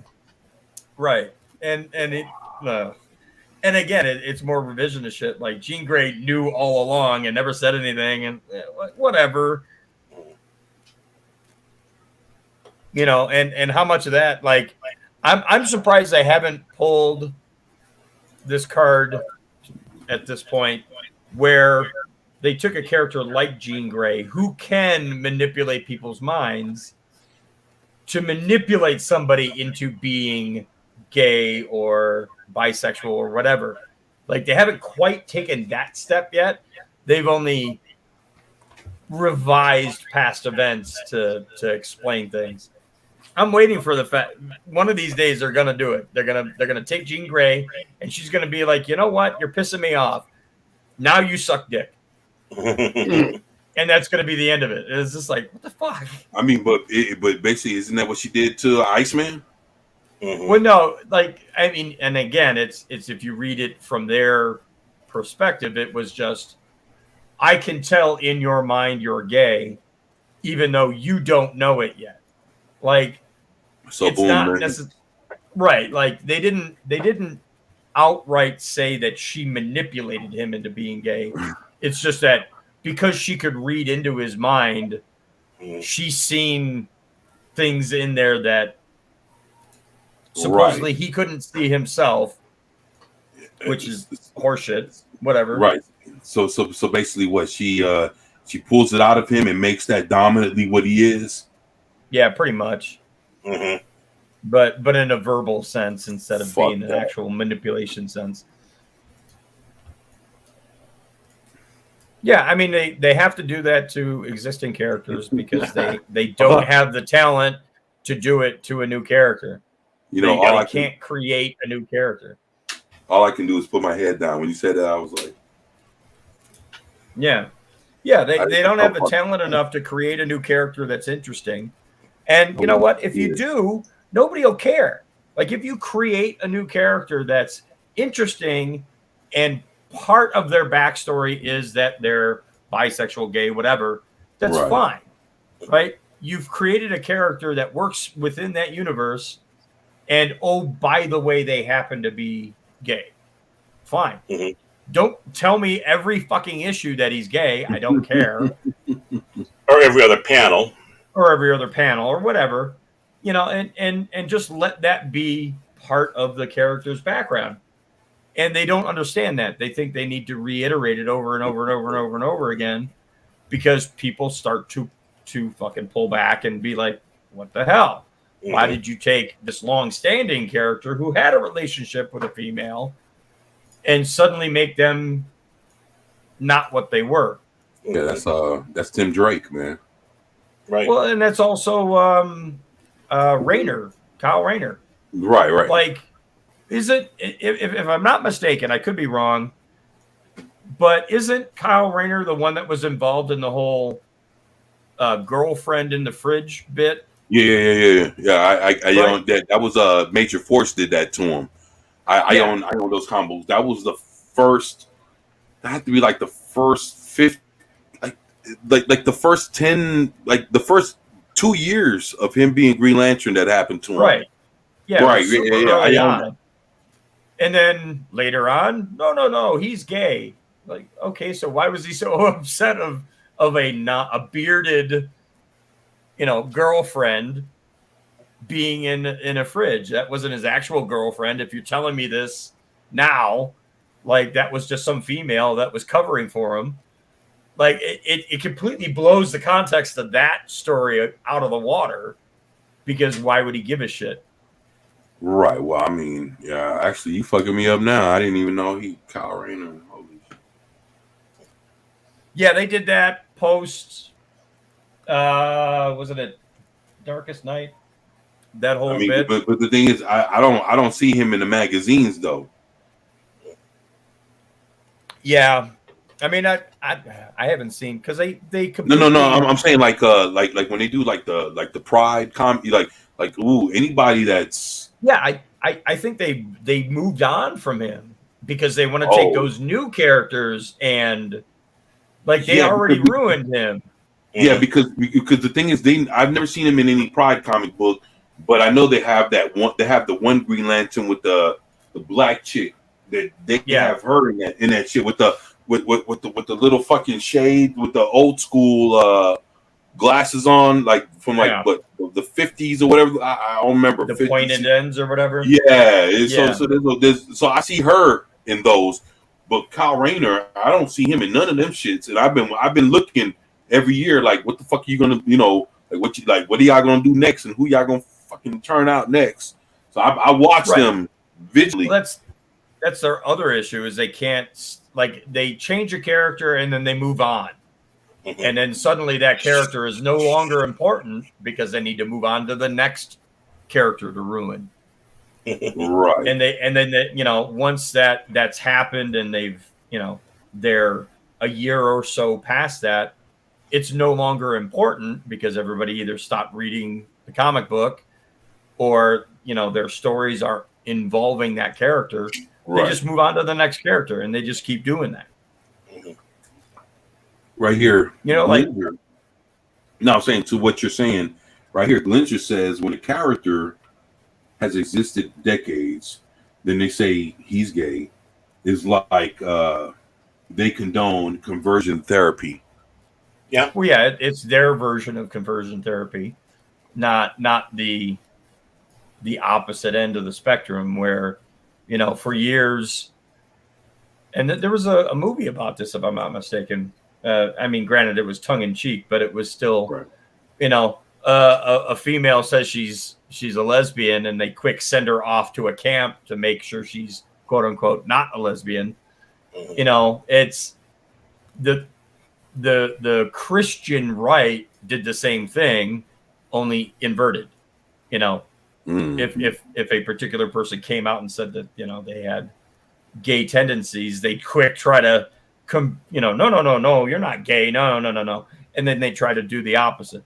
So yeah, it's their version of the same thing. It's just a negative version of it. Yeah. Wow, that's it's crazy. It's easier to take something and twist it to your way and then create something new. And Well, yeah, these people and we can't know create that. anything new. Yeah, and Yeah, that's why. look at any of the characters that they did create and how bad they were. You know, the daughter of Starfire, that I'm not Starfire. Oh, You're not anything, you fat bitch. I am dumpster nothing. fire. Yeah. I mean, that was a complete failure. And where's the character now? You don't fucking see the character at all. Well, I mean, that was like a self-insert, right? Of course, yeah. Most of those are. Yeah. Because again, they only. But I mean, of the character that's supposed to be Starfire's daughter, that's self-insert of the author. Right. But that if you look at a lot of the newer characters, that's all they are self-insert. Right. Like Miss Marvel and yeah. There's a bunch of them that are self-insert. Yeah, they don't know how to take a character that's not them and create a story. Right. They always want to create something in their image. Same thing with America Chavez. That, whatever. Okay, so she was created with two mothers. Okay, so who did the insemination? Like, oh no, that doesn't exist. She was just boop, out of nowhere. Well, yeah, that's crazy, man. It is. But these are the same people who think men can get pregnant. So right, whatever. Yeah, whatever. It's just ridiculous. And yeah, that's one of the things that they have a hard time separating what a character somebody came up with and the actual character.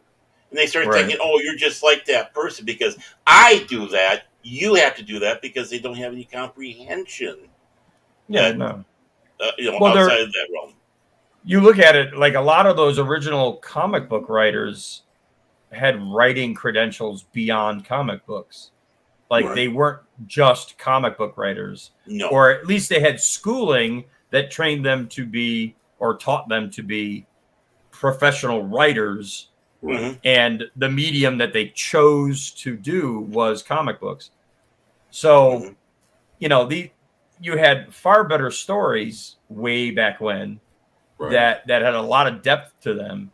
Whereas now you just get a facade and it's me, really. Because they have no actual, they supposedly have teaching or whatever, but I was just, they're I'm about to say the same thing. College, yeah. I'm about to say, you hit the nail on the head. The schooling ain't there, man. Schooling, yeah. I'm about to say, boy, you hit it. That's what it is. And the thing is, it seems like the fundamentals have changed. Mm-hmm. That's the difference. That's why the quality ain't what it is, because how people were taught to write and to look at shit and to make quality shit. Like it looks like a lot of steps have been tossed out or overlooked, and a lot of shit it's come down to something else to where the quality ain't the same. And boy, when you said it, I was like, yo, let me tell Newbomb he's right. There you go. I mean, that's it, man. Like you hit the nail on the head, bro. Yeah, I honestly believe like any one of those original comic book writers who created a lot of these characters could have gone different. They were great. They could have gone in any direction. They chose comic books, but they could have been, sci-fi writers or drama writers or whatever. Mm-hmm. They could have succeeded in any path that they would have chosen, and they chose comic books. Mm-hmm. Whereas now you get people who choose comic books before they have the training because they want to make a change. Mm-hmm. And the concept is the change, not the storytelling. Right. Man. And sometimes that comic career wasn't their choice, but it was a job they had to take to make men's meeting. Before you know it, they became one of the giants of comic book writing. Right, exactly. Because you look back at that time frame when comic books first started to really become a thing, and a lot of those guys were, either their original training or teachings were in more newsprint media because that was very prominent at the time, or they were trying to be a professional writer, and struggling person coming out of college with no money is going to take the first thing that they get their hands on. Right. And that's why you've seen a lot of really talented writers doing comic books. And it's the same thing with the old pulp novels. I mean, these people were writers. I mean, L. Ron Hubbard, despite what anyone might think about Scientology and all that, but he wrote all sorts of genres besides science fiction, right? On there, and he's a good writer. He was a good writer. Isaac Asimov started off in the pulps. I mean, you just go through the whole list of these people that were pulps, and it just because they were being put out in books like that, with the cheap paper and all, that doesn't mean that they're less good. Right. That's even proper English. Oh God. Right. Well, I mean, it was a paycheck. They needed to earn money, so therefore that was the way to go. Mm-hmm. Then before they knew it, they were enveloped into it. Right. Well, you also had some writers that left comic books and went to novels, and ended up being. It's kind of it worked both ways. You had people that did novels and then went into comic books and flourished. You had people that left comic books.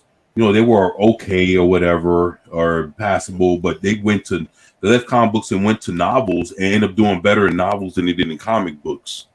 Mm-hmm. Yeah. So I mean, but I guess with everybody, depending on where you came from to where you were going, I guess wherever you caught your stride in, and if the comic book end of it was better for you, then a lot of people stuck around because they saw it was better than them doing novels, and vice versa. If comic books weren't doing the best, and they ended up doing novels, like a writer like Frank Miller, right? He succeeded in a number of different ventures. Now, as divisive as some of his stuff, his later stuff especially, has been, you can't fault him for not being a good storyteller. Right. A lot of people don't like what was he involved in that is super popular outside of the standard, big two.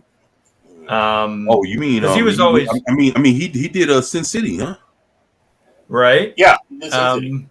Wasn't he involved in something along the lines of The Boys, or because he was always keen on the pulling apart of the superheroes and making them, right, the deconstruction, right, the deconstruction, yeah, right. And again, as much as that gets a side eye from the comic book normals, right.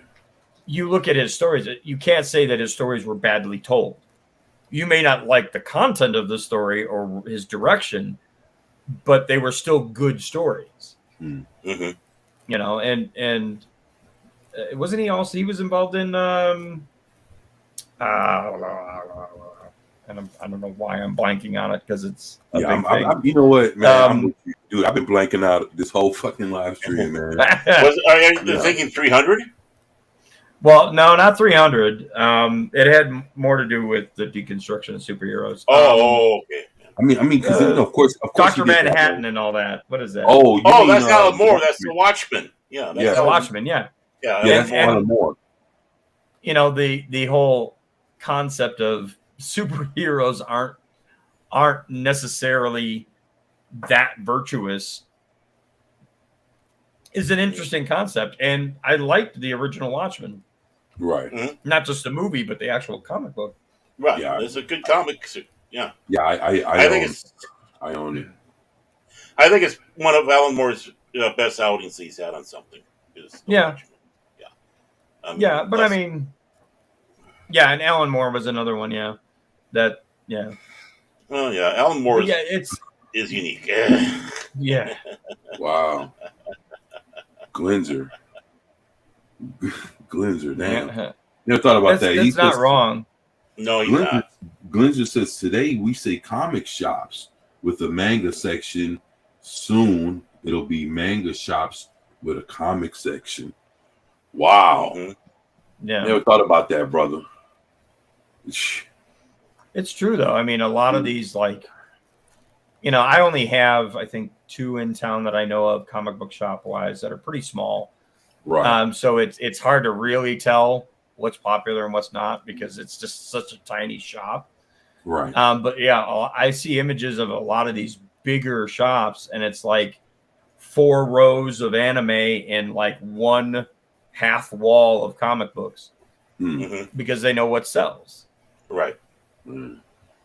Right. I like to say what's up to a Polymese minion. Polymese minion.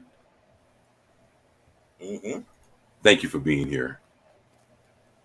Says, hello, puppies. Oh, yeah, that's mine. And, Mr. Kraken, if you're still out there, I have to hold her butt or she'll fall off. Right. And she is the dog that has the most gas. Aren't you? You got to grip her somehow, right? Oh, yeah, well, Yeah. Well, I mean, she looks like an accordion, so if you squeeze hard enough, she'll probably toot you a song. Oh, yeah. She's good at that, right? Right, girl? Polymese minion. Thank you for being here. Yeah, thank you so much. Yeah, appreciate you being here. Thank you. Yeah, I'm BBzilla. I'm going to destroy your town. I'm BBzilla.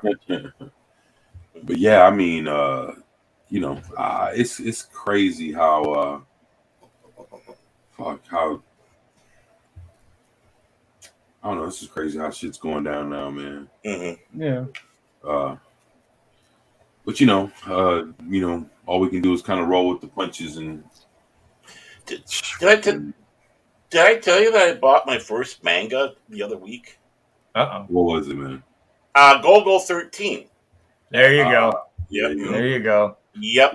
And I'm gonna try to get what I can. I'll tell you what, man. You tell when after you read it, tell me about it, man. Like sum it up. Oh, I read it. Let me ask you this: is it just a story, or is it the first one? No, this one. What they did from this company is they took sporadic, issue from here or a story from here, put them together. So it's not in chronological release that they had. But it doesn't matter. It doesn't matter because what I have is 2 stories in this little book. So there's 2 stories, and then they have a little factoid thing in the back. Right. And the earliest issue I could get was issue number 8 because for some reason 7 and under are not really printed or available, and people want to really they're super hard to find. Right. You know what, man? But 9, 10, 11, 12, 13, 14, yeah. Well, I tell you what, man. Those hard to find titles, throw them at me. Yeah. And I'll look up, see if I can, because I'm connected to a lot of like book stuff, and I'll see if I can find you, a cheaper price, man. And I'll throw you the information if I see anything that's cheap. Well, cheaper yeah. than And if you look at Go-Go 13, it's episodic, almost like a pulp type novel. Right. It's like an anime version or a manga version of a pulp story. It's basically Japanese James Bond. So a lot of and especially with James Bond, you had books that weren't necessarily connected with each other in succession, but because it's James Bond, it's just the next adventure, and you just kind of go along with it. Right. Same thing with Go-Go 13, and they have, if you want, they also have. You probably easier to find too. The whole anime series. Yeah. And that's a number of episodes for that. I think about 50. I think. Yeah, there's a bunch. And then they did a movie, made for television movie also, as well as they had the original Go-Go 13 back in the really early 80s. And I think it was the first anime to use computer graphics in it. Right. Yeah. Because it was 2D graphic. Yeah. Right. But they did some CG work, like in the opening credits, and then for one of the battle sequences, it was CGI, but the rest was traditional hand drawing. Yeah. That was one of my first forays into anime and manga.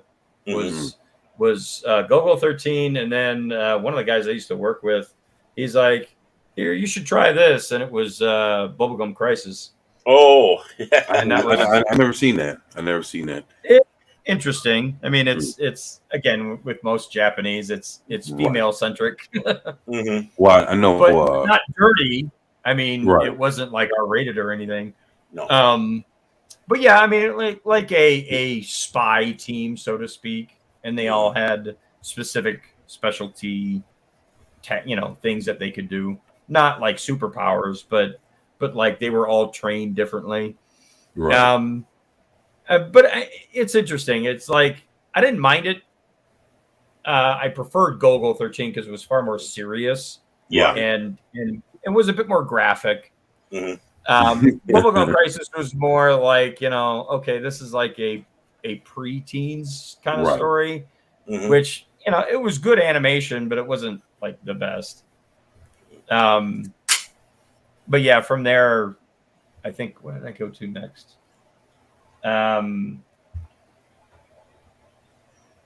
One of the vampire ones. Vampire Hunter D? Under D.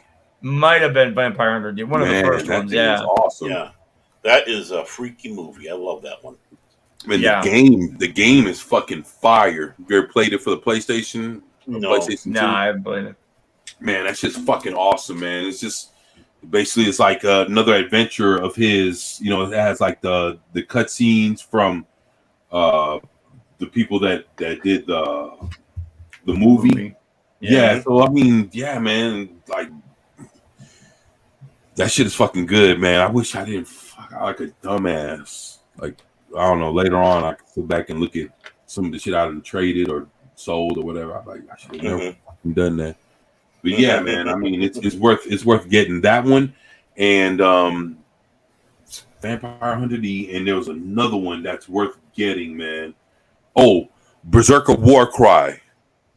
Yeah, you never heard of Berserker Warcry? I've heard of it, but I don't know. Oh man, dude, they had a game. I mean, come on, man. Like, y'all check that shit. Yeah, man, check that. Yeah, you never heard of it. Where? Yeah, Berserker Warcry. Yeah, check it out real quick, man. And I think the other everybody in the chat, if y'all never stuff- heard of it, man, Google that real quick. They also came out with a video game for the PlayStation or PlayStation 2 for that as well. And man, I'm like a dumbass, Well, what and I'm thinking. it's interesting too because I got into that stuff with like one of the things that I like, spy novels and shit like that. Right. And then because of my propensity to lean towards automotive stuff, which is actually pretty prominent in Japanese culture, like automotive culture over there is crazy. Oh yeah. So like the next two things that I read and eventually watched were Initial D, which was all about like I've seen drifting. Initial D. Right. Yeah, Initial D, and they've made live action movies of it and all kinds of other shit. But the original anime and then original manga and then the anime movie were the two best. And then Wangan Midnight. And that was all about high speed runs on the Tokyo Expressway at like top speed. And it was actually written by a guy who was connected to the original Midnight Suns car club in Tokyo. So he changed some details not to hint at who he was writing about.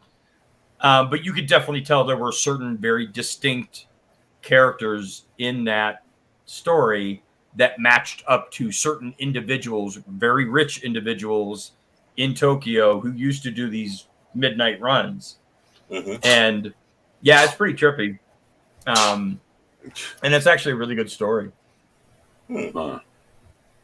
Yeah, it's almost like they put a supernatural element into Wangan Midnight.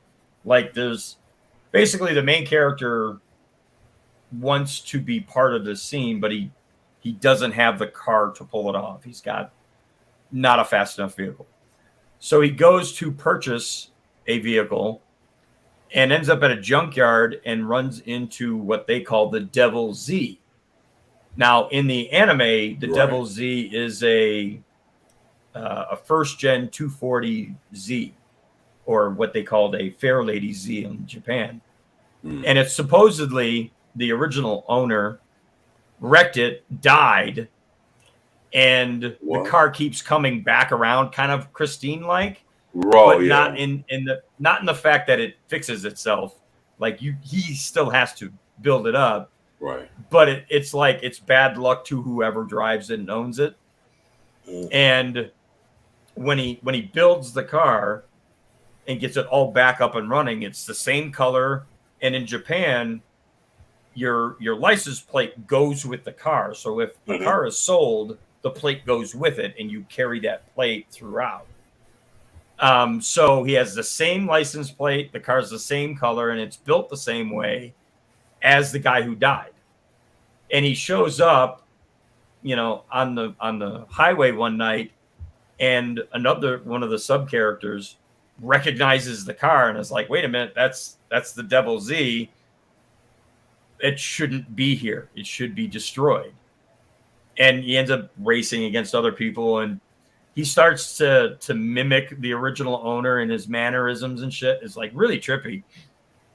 But it's so like underneath the layers that it's not like overt like Christine was.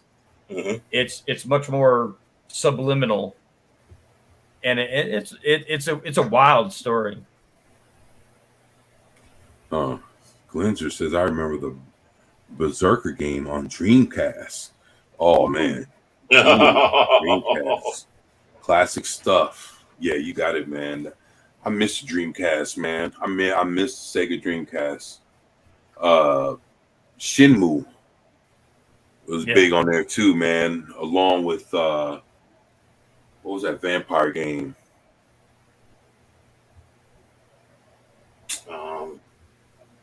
Holy shit. I don't know about this blue vampire kind of guy that had his mouth wrapped, his face wrapped. It was a huge game on the Dreamcast. I really don't know. Yeah, I think one game in the series was called The Rise of Cain. Vampire Chronicle? No, it was a vamp. No, look up The Rise of Cain.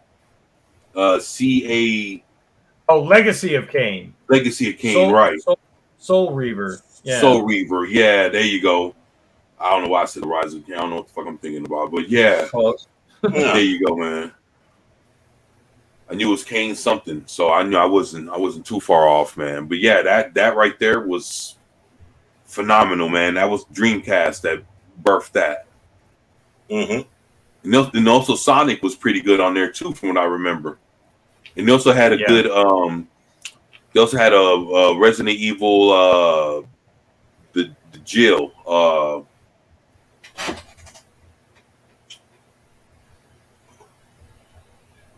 what was that? The one with Jill Valentine, very famous Resident Evil game. It's like probably like the fourth game that came out. But I don't know why I can't think of shit, man. I don't know. I'm doing bad today, man. I don't ever be like, I have that, man. No, I'm just saying. I'm normally not like that. So for me to be codename Veronica, yeah, there you go. Fuck, man. There we go. Zax, thank you, man. Damn, always they're the you guys. Fuck, man. I know, man. I don't know why the hell I'm scatterbrained. I can't remember. I better remember my name. This chat is awesome. Yeah, I'm just out of there, man. There you go, man. Code Veronica. Why I keep saying Jill Valentine? Is she because Valentine or whether it was in it Bebop? Oh, what I'm saying Jill Valentine. That was her. That's right. Resident Evil. Yeah, isn't she the hero of this of the game? Code Veronica. I think Resident Evil Code Veronica is a Jill Valentine game. Yeah. Let me know if I'm wrong. If I'm wrong, fucking let me know. That's why I keep saying. I don't know why I keep saying Jill Valentine. That's the game I'm thinking about. Resident Evil Code Veronica. Claire Redfield. Oh, it's Claire Redfield. Okay, Yeah, that's the character in that game. Yeah, I'm damn. Sorry, Claire. Yeah. Yeah. It's her and her brother. Right. Her and Chris. Yeah. You know, that was a big game on the Dreamcast. On the Dreamcast, Code Veronica was huge on the Dreamcast. And they also had what was that big pink motherfucker that used to suck up shit? Kirby. Yeah. He that was pretty big on the Dreamcast as well. You know, people think that the Dreamcast was ahead of its time, man. People didn't, you know, it died out within the first year and a half, man. And but a lot of good shit came from it, man. And they had a lot of groundbreaking games. Unfortunately, cross over into like come out on the Xbox or the PlayStation. A lot of them were exclusive Dreamcast games. So basically, they lived and died with the Dreamcast. If they were exclusives, that was it, man. You could just buy the game on disc, enjoy it for what it is. If you have a Dreamcast, if not, you know, hopefully an emulator can. I think they have emulators that have all kind of Dreamcast shit that you can basically every game ever created you can own or close to it.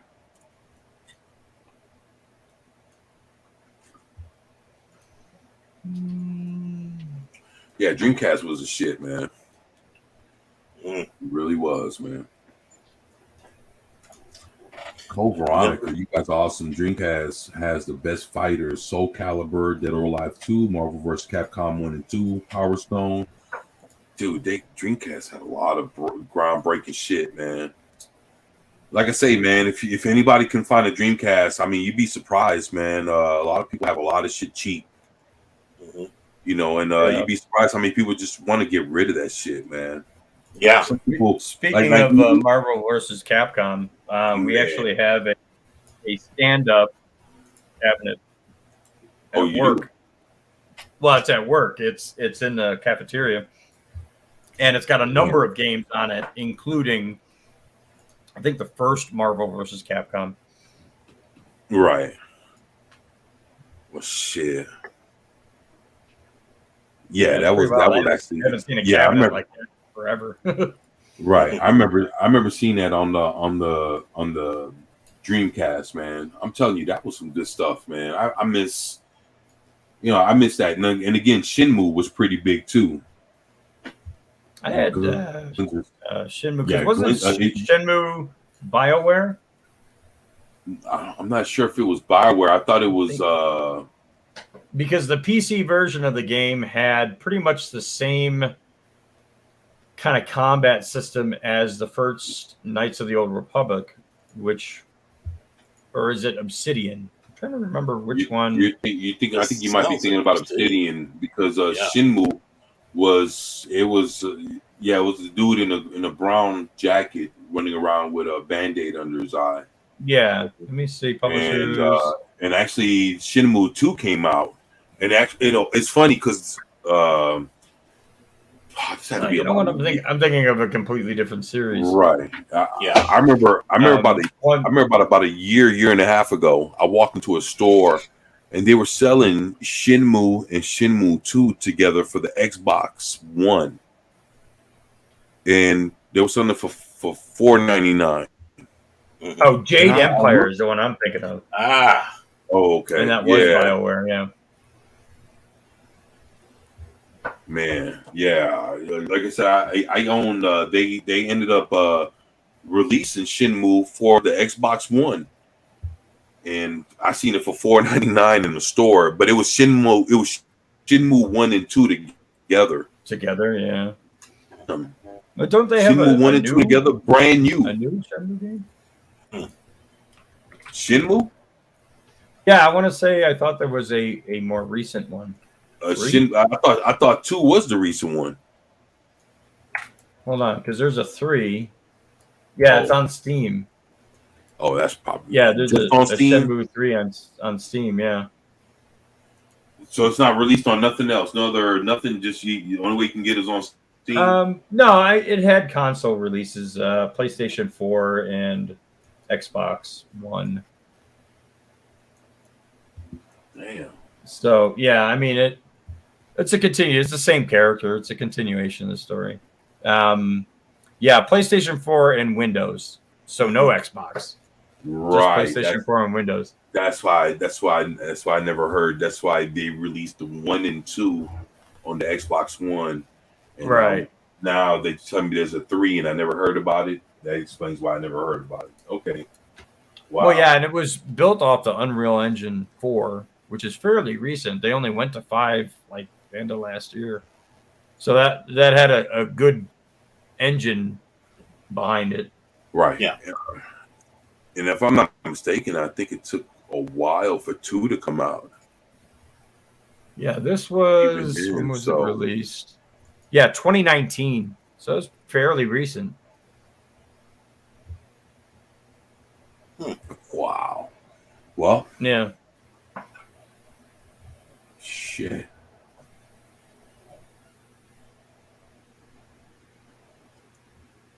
Seaman. Yeah. Seaman, the freakiest Dreamcast game I've never played, looked like Sea Monkey Simulator. That's exactly what it reminds me of. Man. Yeah. It does. Now that I think about it, yeah, I remember that too, man. I remember that. That's damn, Glenzer, you hit the nail on the head. I remember that shit, man. Now I think about it, that's exactly what it reminded me of, man. Like I say, Dreamcast was ahead of its time, man. Damn, man. Yeah. I wish I had mine, man. Fuck. What are you doing? Well, one day, man. One day. You never know. One day, man. And I mean, it's not expensive. It's just not a priority to have. So, one day when things are better and, who knows, right? Exactly. I can't imagine Dreamcasts are very expensive nowadays. No, I couldn't. Yeah, I couldn't either. Though the retro market, I'll say this: the retro market is all over the place. Right. Like I've seen original Ataris go for like ridiculous amounts of money, and it's like, really? Yeah. Like I get it; it's retro, but. Mm-hmm. I mean, I still got mine, so I guess I could probably make a small mint, if I sold it. Well, let's see here. I mean, interesting. They vary in price depending on what shape they're in, but there's between 60 and 160 in that range. Actually, mine's a little bit different. It's in great shape too, by the way. But mine's the Sears version. Tele game that was basically a rebranded Atari. Right. Yeah, I don't know. They don't seem to be too out there price wise. Nah. I mean, I wouldn't get rid of my Atari. I would just like to be able to get that hooked up and play it again. Glenn just said Seaman was voiced by Leonard Nimoy for all you Trekkies. Oh, Trekkers. Trekkies. I go by Trekkie. I don't go by that political correct bullshit. Trekkers. But appreciate you, Glenzer. My man.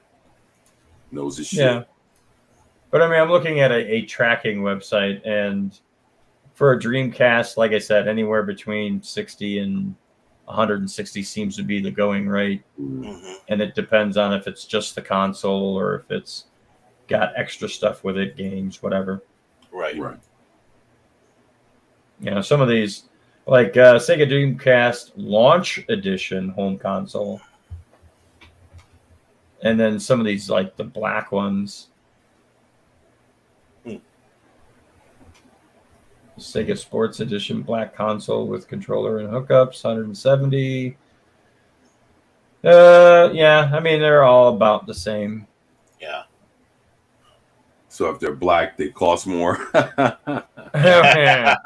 Well, if you guys don't remember, I mean, from what I recall, the actual color of it would change color to like some greenish, like it. You don't remember Dreamcast used to start like it would like discolorate. Oh yeah, the plastic would take in like stains and shit like that. Yeah, right.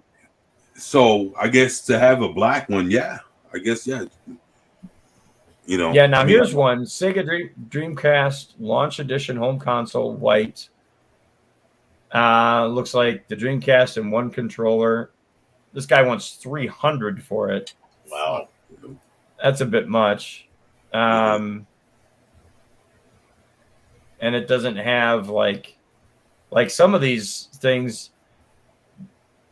Some of the listings like $80, and it's got 4 controllers and a bunch of games. And this guy wants $300 for the console and one controller with nothing else. It's like, But you know, sometimes you have to wonder when people price their shit so high.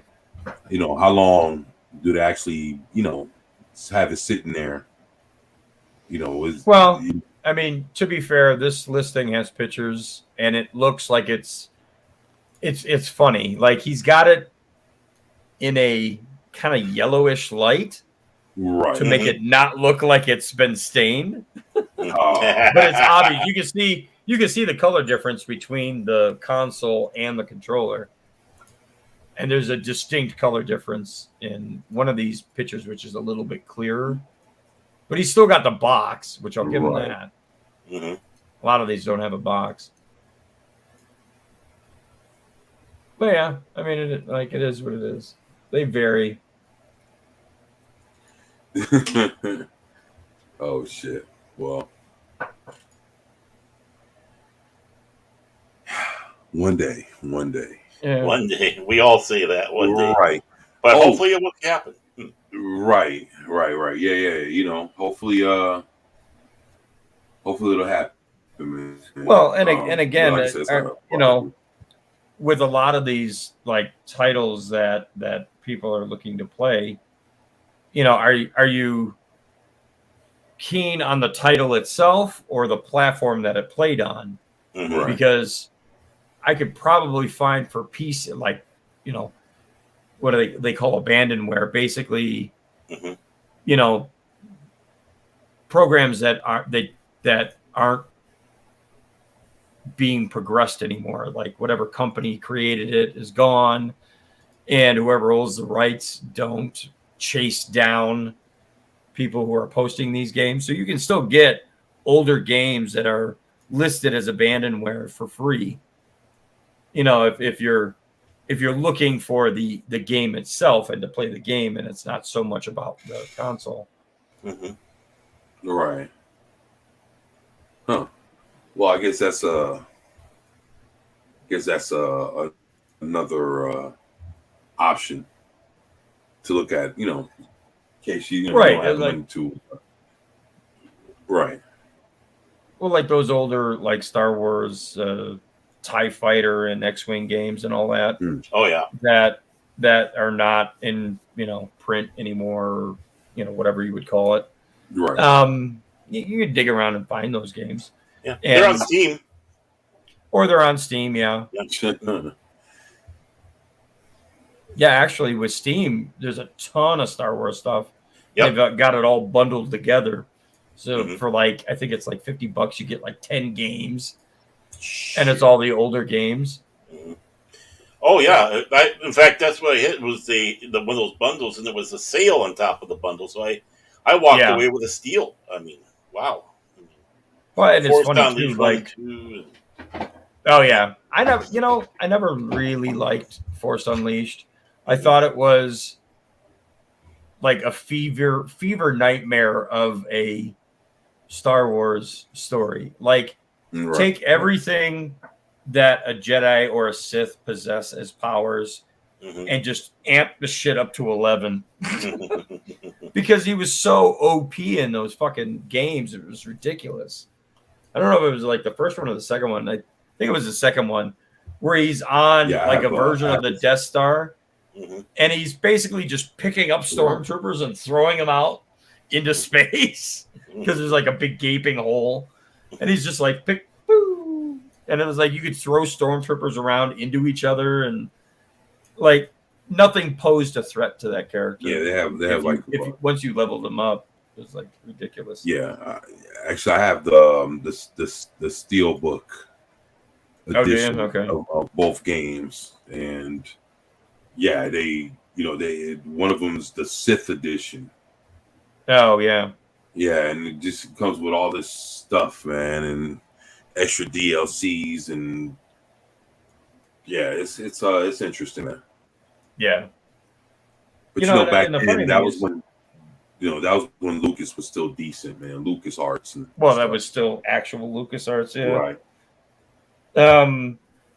I even there were some mod tools for like Knights of the Old Republic 1 and 2 that you could take just pretty much any character and make them a Jedi. Now I know in the second one you could do that within the story, but in the first one you could take your murder bot HK-47 and make him a Jedi.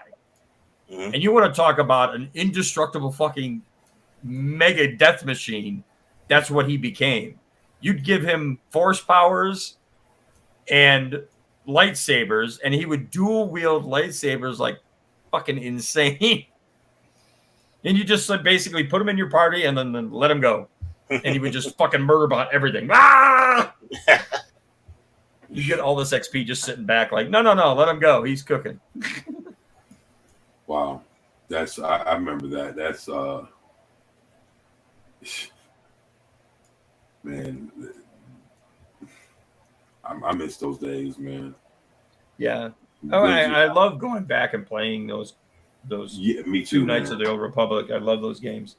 But it is kind of funny, like, because they had built-in rarity percentages for certain items, right? Like that were outside of the story. So, like, if you got in a fight with a Sith, you had a chance for a lightsaber to drop, and then the lightsaber may have certain crystal or whatever in it, right? Like a red crystal or some yeah. Right, it would always have a red crystal because it was a Sith lightsaber, right. But like the add-on crystals, and they had varying powers and whatnot. Right. And yeah, I remember those. You could go with that mod tool, you could go in and take any one of the like low percentage drop pieces and just put them into your inventory. So you could end up like you'd start the game, and once you got the ability to carry a lightsaber, you had the baddest lightsaber on the planet from the jump. And it made the game completely different. Man, I own it for PC. Yeah. And, and then I also got it for the Xbox. The original Xbox. Yeah. Yeah, so that's the only two ways I have it. Then I also have Knights of the Old Republic 2, and then I have the Old Republic, or is it called the Republic? I can't remember. Oh, the MMO. Yeah. Yeah, the newer one. They came out with one called the Old Republic. Yeah. Right. The cutscenes look fucking clean, man. Oh yeah, no, they're good. The only thing I didn't like, beautiful, man. The only thing I didn't like about the MMO is like you could only take the single player part of it so far, right? And then you had to do like raids and stuff like that to get like leveled up further and get to other parts of the story and whatnot. If you look at the stories, like your origin story for each character and each build, like honestly, it was the same story. Just okay, so you're not a Jedi this time; you're a scoundrel. But it was like you'd go through the same player maps and fighting. It was just okay, you got a blaster now, and it kind of took away from it because it cheapened each character has an individual story, because outside of the cutscenes, you were doing the exact same shit over and over again. Right. So I got through the Jedi point up to the point where I got to like level 35 or something like that. And then I went back and created a scoundrel and got him to like level 15. And I was like, you know what? Fuck this shit. Like I'm doing the same shit over and over again. It's just me. Hell yeah, man. But yeah. I miss old Star Wars, man. So. Oh yeah, me too. Yeah. But well, yeah, like a lot of those Jedi Outcast and yeah. Man, I got all that for the original Xbox. I have all that, and I actually have the Bounty Hunters. With Django. Okay. Yeah. Yeah.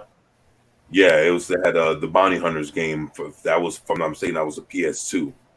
The one that I got is a PS2, and it's pretty cool. You're Jango Fett, and you're a bounty hunter tracking down people around the galaxy. And that's why you're notorious as being the most badass bounty hunter in the galaxy. And Right.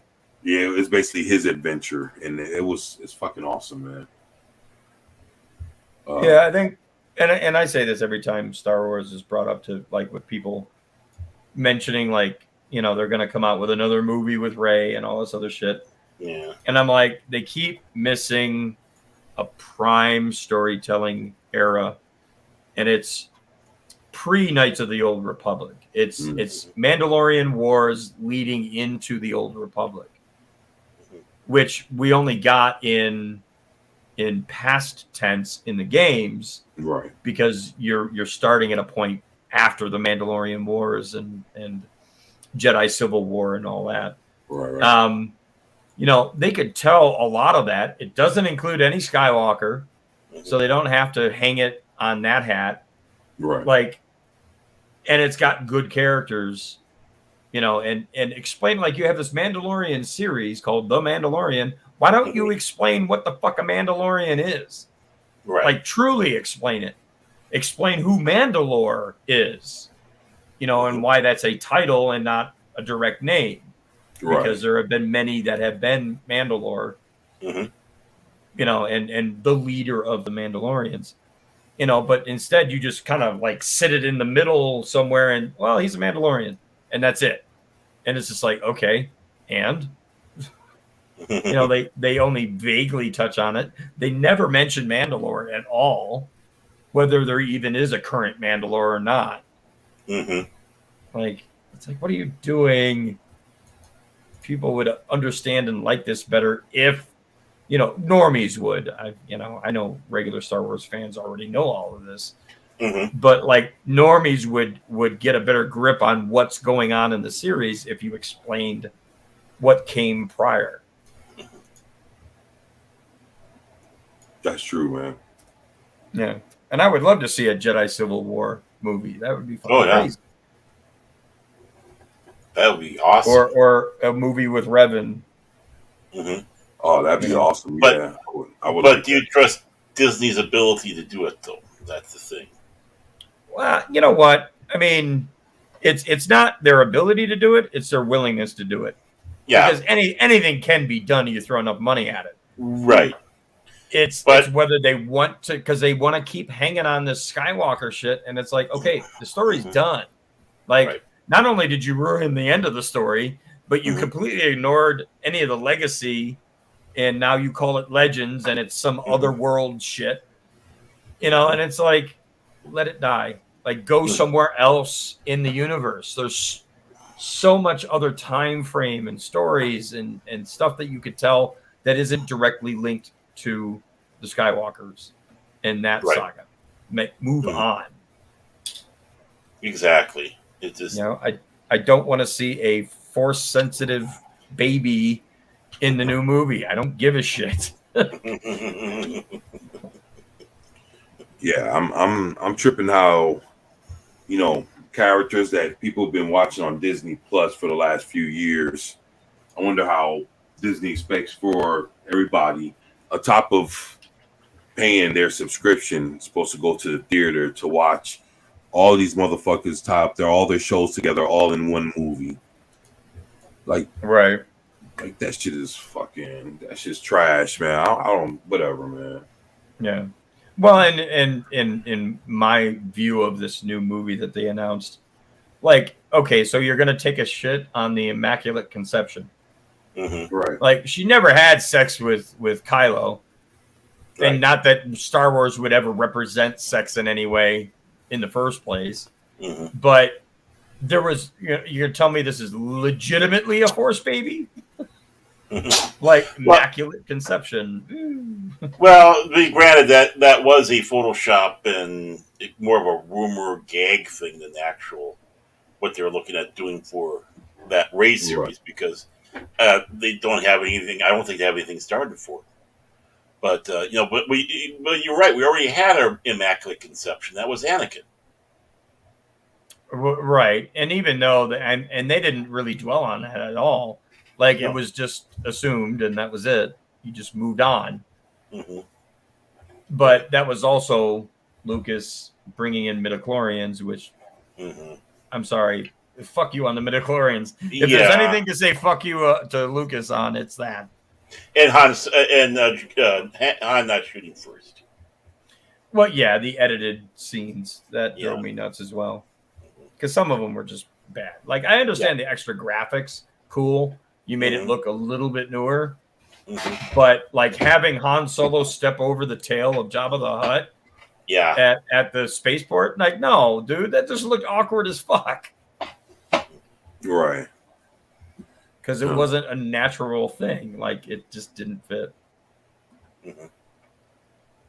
Oh, exactly. They don't know how. I mean, they admit they're just flying off the seat of the pants. So, well, that was Lucas directly that did that. I mean, that was before he sold. Yeah, well, I'm talking about Disney. Disney was probably. I don't know. It just is what it is, and and I think at this point, the Star Wars fans have just kind of walked away, like the original Star Wars fans, and people like Star Wars Theory, who he's going to go watch it, can't not go watch it. Like, that's his whole existence and his channel. Like, you still have people see. I don't necessarily pull in that any of the previous ones, but will it be successful? Right. Well, there's just some people out there that, if it's got a Star Wars label on it, it is a must watch. Right. And, well, there was a time when that was the case, but now, Well, right. And you have a separation from the original fans and modern fans. And, those modern fans will eat that shit up. And because they have no idea what Star Wars is about. Many of them. Well, or it doesn't even matter to them at that point. It's just the current thing. I get to see lightsabers. Yay! Right. Which, at this point, you've almost ruined the lightsabers by introducing that dark saber. Which I'll say this: the games toyed with that, like saying that there were swords that could hold itself up against a lightsaber and not get cut in half.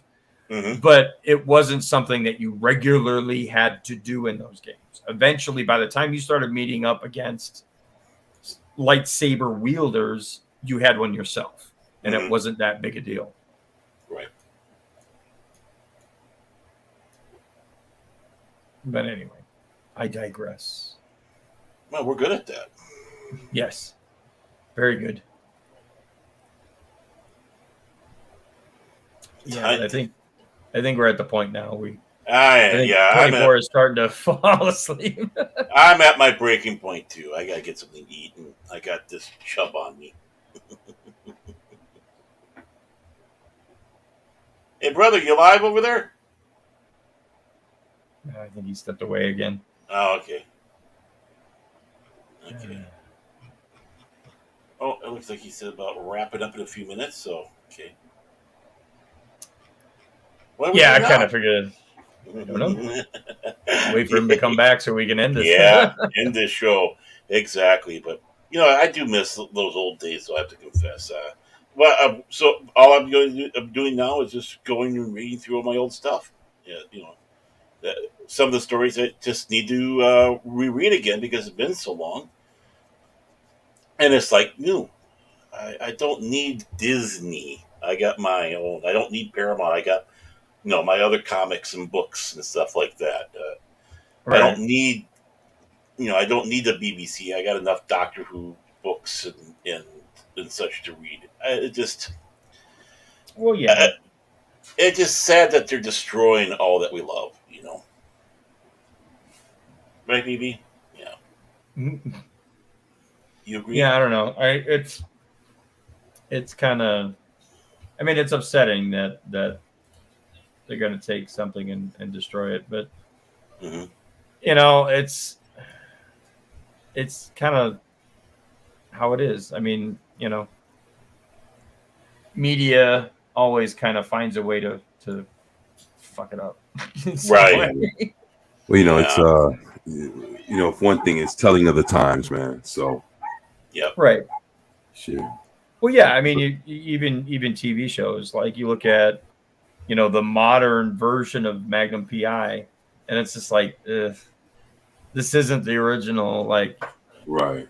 even though yes, you're looking at it from a modern perspective, it's happening now instead of back then. You still could have leaned into some of the retro stuff, like, why did you have to put him in a new Ferrari? Why couldn't you have put him in an original 308 and say it's a classic that Robin owned, instead of saying, oh well, no, he's got a brand new Ferrari because he's a fucking douche like every other modern Ferrari owner.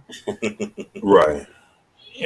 Like give it some layers to it, make it so that it still nods to the original without destroying the original. Right.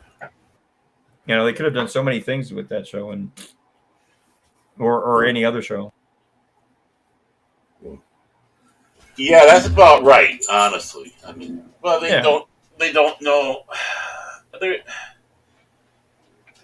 They just kind of go, "Hey, let's just do it." Wait, don't necessarily even have any idea what they're doing it off of. This. Well, and a lot of times it's a story is written, and they're like, "Hey, that kind of sounds like this other thing, so we're going to shoehorn it into that thing."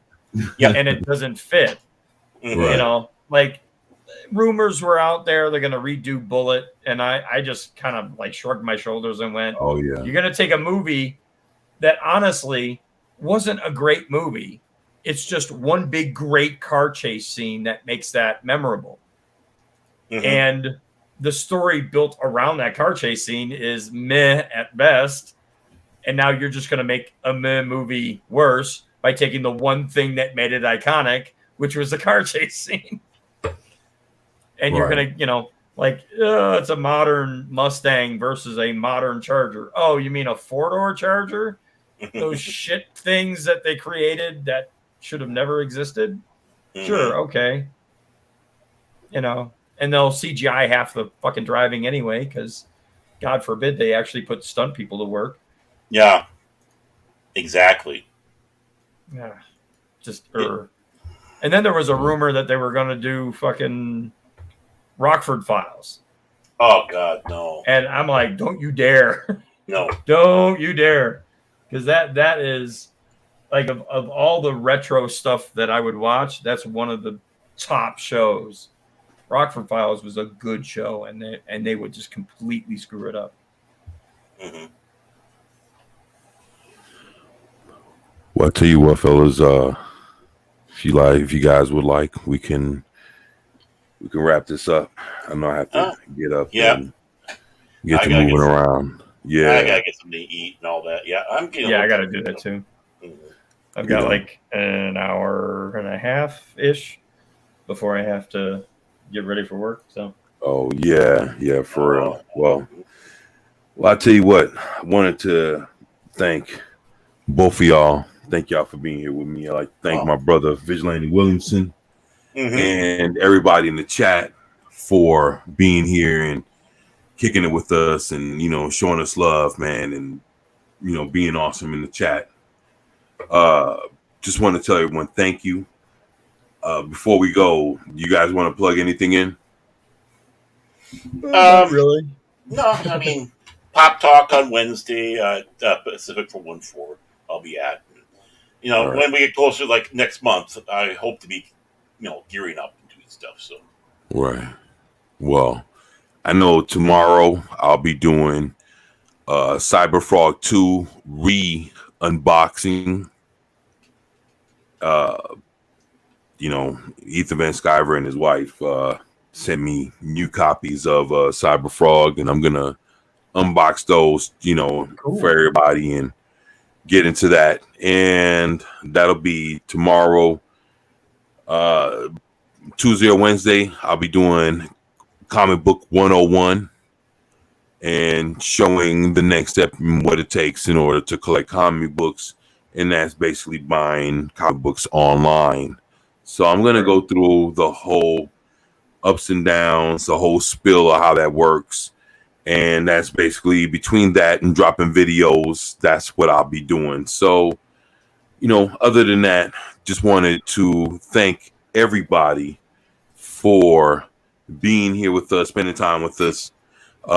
Man, I had a great time. Just know that we've been doing this for about 4 hours, man. It's about time that we all get up and get to moving around and you know, getting some blood circulating and go get something to eat and go use the restroom and do a bunch of other shit. So, you know, with that, you know, just want to tell everybody, thank you. I love you guys, man. You guys have been awesome. Thank you for having our backs and being here with us and being awesome like you always have. And, you know, I look forward to catching up with y'all during the week and then again during the weekend. So we'll all be back again here next Sunday. And just want to tell everyone thank you. And you guys take it easy. Enjoy the rest of your weekend. Have a great Sunday. And you guys hopefully have a great week.